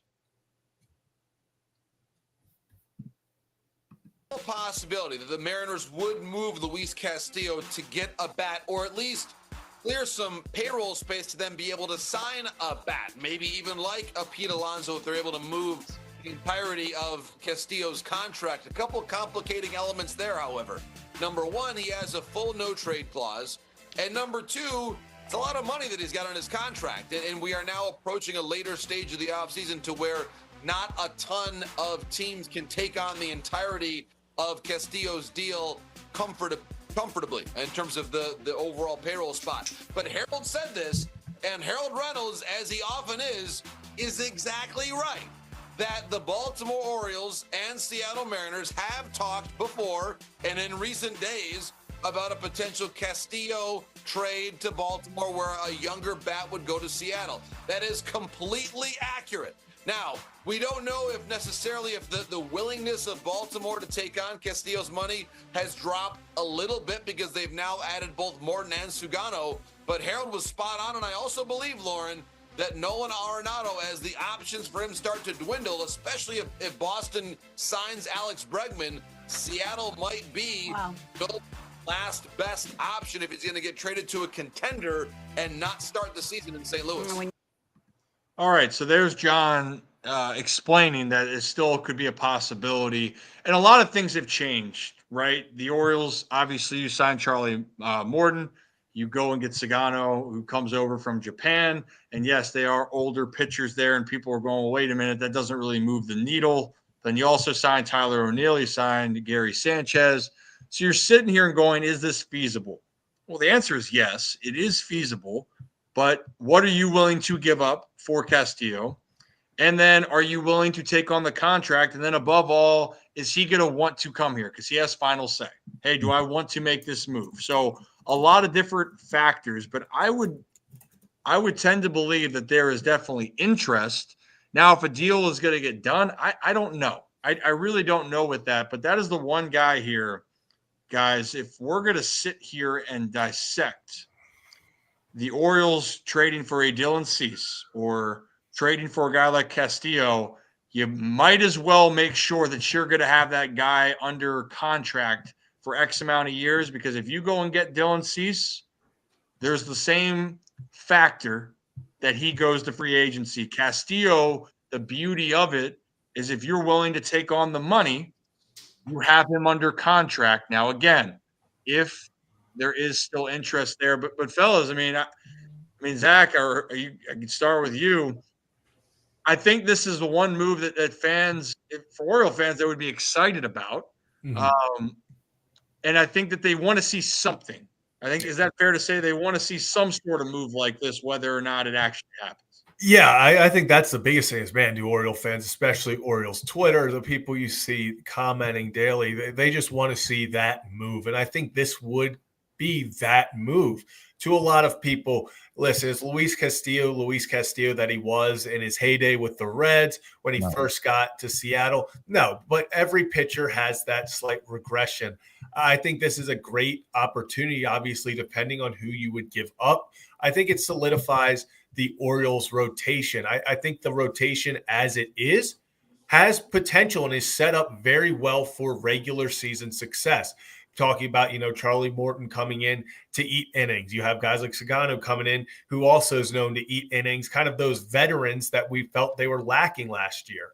The one thing with Castillo that I feel like is it brings in another top of the rotation arm for those moments when you go into October, when you want to have the Grayson Rodriguez's, the Zach Eflins, the Luis Castillo step up and show their worth. That's why you're getting a guy like Castillo. I think it makes too much sense. I've been pounding on this door pretty much all offseason that the Mariners and Orioles need to make a deal. It just makes too much sense for what each team needs and what each team has an abundance of. This still needs to get done. I'm not sure who is included for Baltimore. I think it would probably be potentially Mountcastle. You could see a Kerstead involved in the deal. But like you said, I think Castillo, he also has years where he's under contract, I believe 2 more years after this one. So I think Castillo to Baltimore seems like the trade that's going to happen. But, I think overall the Mariners and Orioles need to be talking. Yeah, I agree. I like the Luis Castillo to Baltimore. I just don't know if I like what the Orioles would have to give up for him. Like if I'm going to go after a Mariners pitcher, like Castillo's probably not at the top of my list, depending on who they're looking for. If you're looking for a big bat, I mean, Mountcastle could be that guy. Obviously, Kerstad's not exactly proven, but we know what he's had, what kind of potential he has. Luis Castillo is 32 years old. He had a great year last year. I'm not taking anything away from the fact that we could use a Luis Castillo, but is he that ace that has now that void right now that the Orioles have is an ace? There isn't one. Does Luis Castillo fill that Corbin Burns void? I just don't know if he does. And if the Orioles are looking for that, then maybe Luis Castillo is not that guy. Yeah, I don't think he is that ace. Go, Ryan. No, so here's my thing. A couple things. For Castillo, you got to ask yourself, if you want to move that has control, it makes the most sense there. But also the Mariners are still trying to win right now. So if you're going to make a move and you're going to give up some pieces, they're going to want pieces that are going to help the Mariners now. So prospect-wise, they're going to want some of those guys. The cease we just talked about where you can be caught up in that limbo. I see people talking about Pablo Lopez. I see no reason why the Twins, who when we sat down with Derek Falvey, the Twins president at the winter meetings, that said, yeah, we intentionally traded and gave up Luis Arraez because we wanted to extend and we identified Pablo Lopez. The Twins are still trying to win the AL Central. So you either have to find a candidate or a team that is either willing to give up a really solid player and pitcher for pieces right now. I'm trying to look at the only team, and honestly, and I mentioned this to you guys, if we're looking at free agency, the one piece where you could give up some of the talent and maybe it could be at the lower levels would have been Garrett Crochet. That was the one, but then you would have to get him to sign. And that was the second part of it. Now, we're not going to know that. The deal wasn't made, but you guys see my point there, right? Mm-hmm. The other part here, Kev, is, and this is something that Oriole fans aren't going to want to hear, there's a chance no move gets made. Yeah. And the reason why is because the Orioles technically have 7 or 8 options who could start. We'll run through that real quickly. So you're not going to have Bradish and Wells, so let's keep those out of there. But then who you do know you have, Grayson, Zach Eflin, Sagano, Charlie Morton. Who am I missing now? Kramer, Albert Suarez, Trevor Rogers, Cade Povich, and Chase McDermott. So you have 9 potential options in your rotation that you could use. So the question is going to be, do you put one of those guys in a trade, or do you say, you know what, we have enough depth right now, let's roll with this, and maybe we go and address the bullpen for one more, Kev? Because I think this, Kev, you have you guys, Kevin and Zach Reacts, you guys talk about the pulse of the fans. The fans just want to see a splash because why not, right? They want to feel that justification that we're making a move. But I do want to point out here, Kev, too, what happened last February when they made an acquisition for Corbin Burns. I would consider that one of the biggest splashes you could ever imagine. Yeah, and I think it was one of the biggest splashes of the offseason for any team, especially kind of with how out of nowhere it ended up being. But I agree with you, Ryan, where it's like the Orioles have so many options. I still think they need to add an ace. I think that that's in the best interest. Who knows if that's going to actually happen or not at this point. But does this move open up the fact that maybe you could move on from one of those pitchers, or at least feel more comfortable moving on from one of the young guys if maybe a Seattle wants a win now bat and maybe a younger pitcher on top of that, would that open up a move where they feel more comfortable trading Chase McDermott or Cade Povich? Now, we have to remember these one-year deals are one-year deals. So do you want to move off of a pitcher that I think has a lot of potential? Both those guys do. You're going to move off of that for all of a sudden you're opening up more rotation spots in 2026 because Morton and Sagano probably will not be there. Maybe they will, but I wouldn't count on it. So the splash move is what everybody wants, because I think also, we heard about, Bregman, is he going to go to Boston? Like, what's that going to look like? Yankees, they go out and they get freed after losing Soto and all these guys. Blue Jays really haven't done anything, although their first team were in on everybody. And then the Rays really haven't done a lot as well. But your competition has gotten better. And I think with the Orioles, I think it's a harsh reality that while losing Burns and the moves that they've made, they're not a better team currently than they were last year. Now, we still have time. The offseason is not over yet. But in reality, I think that a lot of fans just want that splash move because Zach and I have talked about this. They set the precedent of, hey, we're in on this thing with the Corbin move last offseason. And every offseason is different. The Orioles, I'm not saying they're not trying to go out there and get guys. It's not like they're sitting on their hands and saying, we're not doing anything. Let's just let everybody get better. They're trying, but there are a lot of other factors as well. But I know the disappointing thing for a lot of people this season has been, I guess, the lack of that splash. Mm-hmm. And to point that out here, making a splash isn't going to dictate if your team is going to go and make a run. Now, I do know if you spend money and you have really good players, like the Dodgers are the one team that's just like in a league of their own. Monstars do what they want. The Padres spent a lot, but then they've started to change a little bit. And they actually, you could argue that they were a successful team. They played better this past year than they did with the expectations that they were World Series favorites. The Yankees had to make acquisitions because they don't have the farm system. Look at Kansas City, because Kansas City to me last year, you probably wouldn't look and say that they had this incredible starting rotation, but their young group plus who they brought in started to gel. They started to play well. The Detroit Tigers went on a bender of a run where there's a lot of players there that people probably still aren't even sure about. They went on a run after trading Jack Flaherty. So I think that's where people got to sit here and go. And I live and stand by my tweet the other day of people don't want to say this out loud, but it's the reality. You go as far as your core that you have, and your core is not just your young hitters.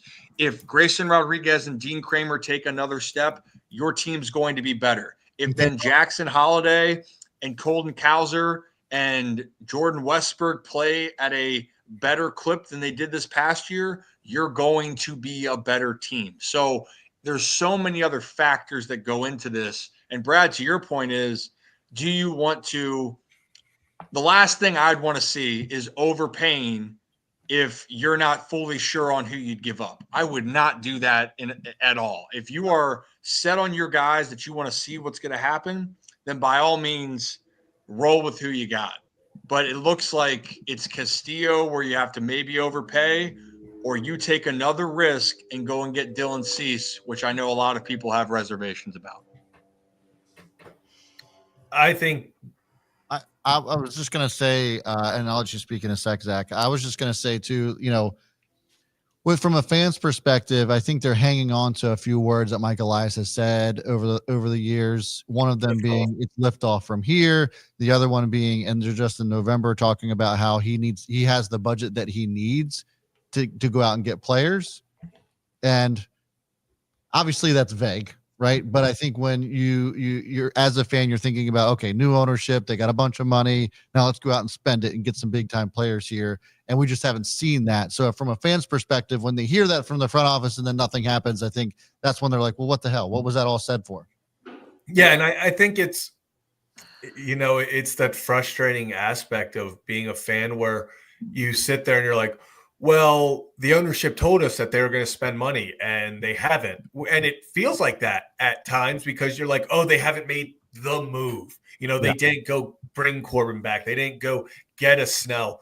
But the top four guys pay payroll wise this season are all guys that were acquired in the Rubenstein era. It's Eflin, it is Morton, it's those guys, Tyler O'Neill, Sugano. They're the top paid guys for the Orioles this year. So the payroll has expanded.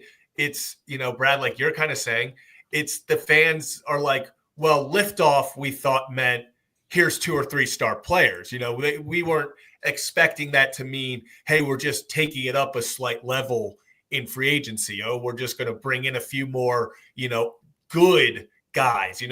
I think people really wanted to see the great player, open the checkbook and give us the guy that you're giving $35 million to a year. So I think they're still waiting for that. But it is the aspect of when you look at it numbers wise, the Orioles have spent a lot more money over the past 6 months than they had been. It's just, I think, like you said, Brad, everyone's looking for that. Well, you said liftoff. Shouldn't that mean star players and not, hey, we're adding 15 million here, 13 million here? They want to see give me a $50 million player. Yeah. Well, and the reality too is, keep in mind, not every team actually got those $50 million players or $40 million players. The teams that ended up getting them, Corbin Burns went where he wanted to go. Juan Soto went to the highest bidder for $750 billion, right? But then you're looking at other guys that are still not signed, but it's going to cost a lot. Like Alex Bregman, there's holdup there because teams don't know if they want to give him the bag right there. Max Fried signed an 8-year deal for a pitcher. You'll never hear of that anymore. It's just a different day and age. But the context of this, the Baltimore Orioles were a playoff team and were the first team to 70 wins despite all the injuries and despite the struggles and inconsistencies in the second half. So you're looking at a team of going, a lot of things can change. And I'll even say this, I love the fact, if this is how the team goes in, good. I let people be down on the team. Truly. Let people be down on the team, because one thing that the Orioles young players are going to have to get used to is dealing with higher expectations. And right now, the expectation is that they're not going to be as good as last year. Good. Let that sit and let that simmer and let other teams continue to try to figure out their offseason. But the Orioles are far from done, ladies and gentlemen, far from done. We have a lot to see what's going to happen here. So if you're new to the channel, hit that like and subscribe button. Ryan Ripken Show, we do this live every Monday and Thursday from 3 to 5 Eastern time, a little bit over today. And we'll be live for a happy hour hot stove on Wednesday. We will be live for pregame for the Ravens on Saturday earlier on. So get ready with us as we enjoy a tremendous wild card weekend. Am I missing anything else, guys, specifically? There's a couple baseball things I'd want to talk about, but maybe for sake of time, I could do a little video for our channel members to talk about that. Brad, what do you think? Thoughts? And then you got Wednesday. You gotta have stuff to talk about on Wednesday too. So. Oh yeah, but we have some things for our channel members, like we did the other day, where I was doing a Charlie Morton conversation, and it turned out into a 2-hour mini Rip After Dark situation. Yeah. So. And before we get out of here, on the way, we just talked about it. If you guys are ready for playoff football, or you're not fully ready until you go and get one of the All for the Flock signs brought to you by M&T Bank. Look, and they're limited time only right now, so go stop by your local M&T branch and pick up your flag today. They're going fast. And the Ravens play the Steelers Saturday, 8 p.m. Eastern time at M&T Bank Stadium. And Ravens get a victory here, we might be talking about a certain M&T Bank rally on January 14th. So we'll stay tuned for that, but make sure you get those flags while you can. Hashtag all for the flock. Thank you, M&T Bank. Meet me at the bank. Guys, am I missing anything? I think we got a lot in here. Yeah. A lot of stuff. A lot of great guests These today. 2 hours flew by. Mm-hmm. Yeah, they really did.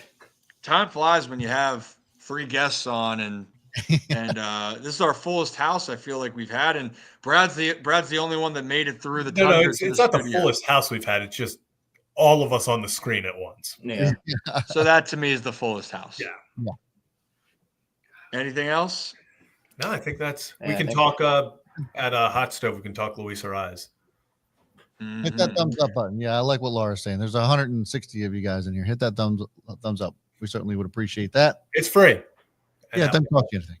It's free. And also, we had people ask about the Discord, talking about free. If you want to join the Ryan Ripken Show Discord, you want me to throw that link in there, Brad? Yeah, I put it in earlier in the show, but I can put another one in. Okay, well, it's in right now. The Discord, Ryan Ripken Show. You talk all sports. Literally, we Rolling with Rock helped create that and helped it grow. And we got a great community that loves to just interact and have a great time. So that's a free Discord. So go and check that out. And if you want to be a part of the channel members, it helps us continue to enhance our coverage. Hit that join button here on the Ryan Ripken Show. And that's all I have to say about that. A lot of people tune in. A lot of people still tuning in. Yeah. I guess some more slight breaking news. Zay Flowers has cut his hair now, too. Oh. Okay. Injured his knee. New haircut. Yeah, everyone's saying maybe Derrick Henry is inspiring, everyone new beginnings. New beginnings. I don't have a go-go gadget arm for the music. So. Yeah. Hey, you know what I was thinking of last thing too? By the way, if you rewatch the show or you tune in at any time, because we say a lot of people get irritated with the timer of the music. It's a crazy concept. All you can do is just skip it. It is kind of unbelievable how many people complain about the countdown. No one complained when it was 5. Yeah. The second we made it 3, it's the worst thing in the world. I know. Yeah. And how about Nick getting his feelings hurt, not being in that video? I know. He's already texted the group about it. He's already sent texts about how he's not in it. Wow. Yeah, he did. He's a good kid. Time it up, tune in 3 minutes late. Yeah. Yeah. Or just fast forward ahead and we'll be good. But we appreciate that. I think that does it for us all. Imagine that the music's playing in the background. The do do do do do do do do do do. Bow bow bow bow. As always here on the Ryan Ripken Show, we appreciate each and every one of you. Hit that like and subscribe button on the way out. Have a day, have a night, and we haven't said in a while, but we also know our shit. You guys behave, be safe out there, and we will see you for our Wednesday hour, happy hour on Wednesday night. Be good. Bow, bow, bow, bow, bow, bow, bow.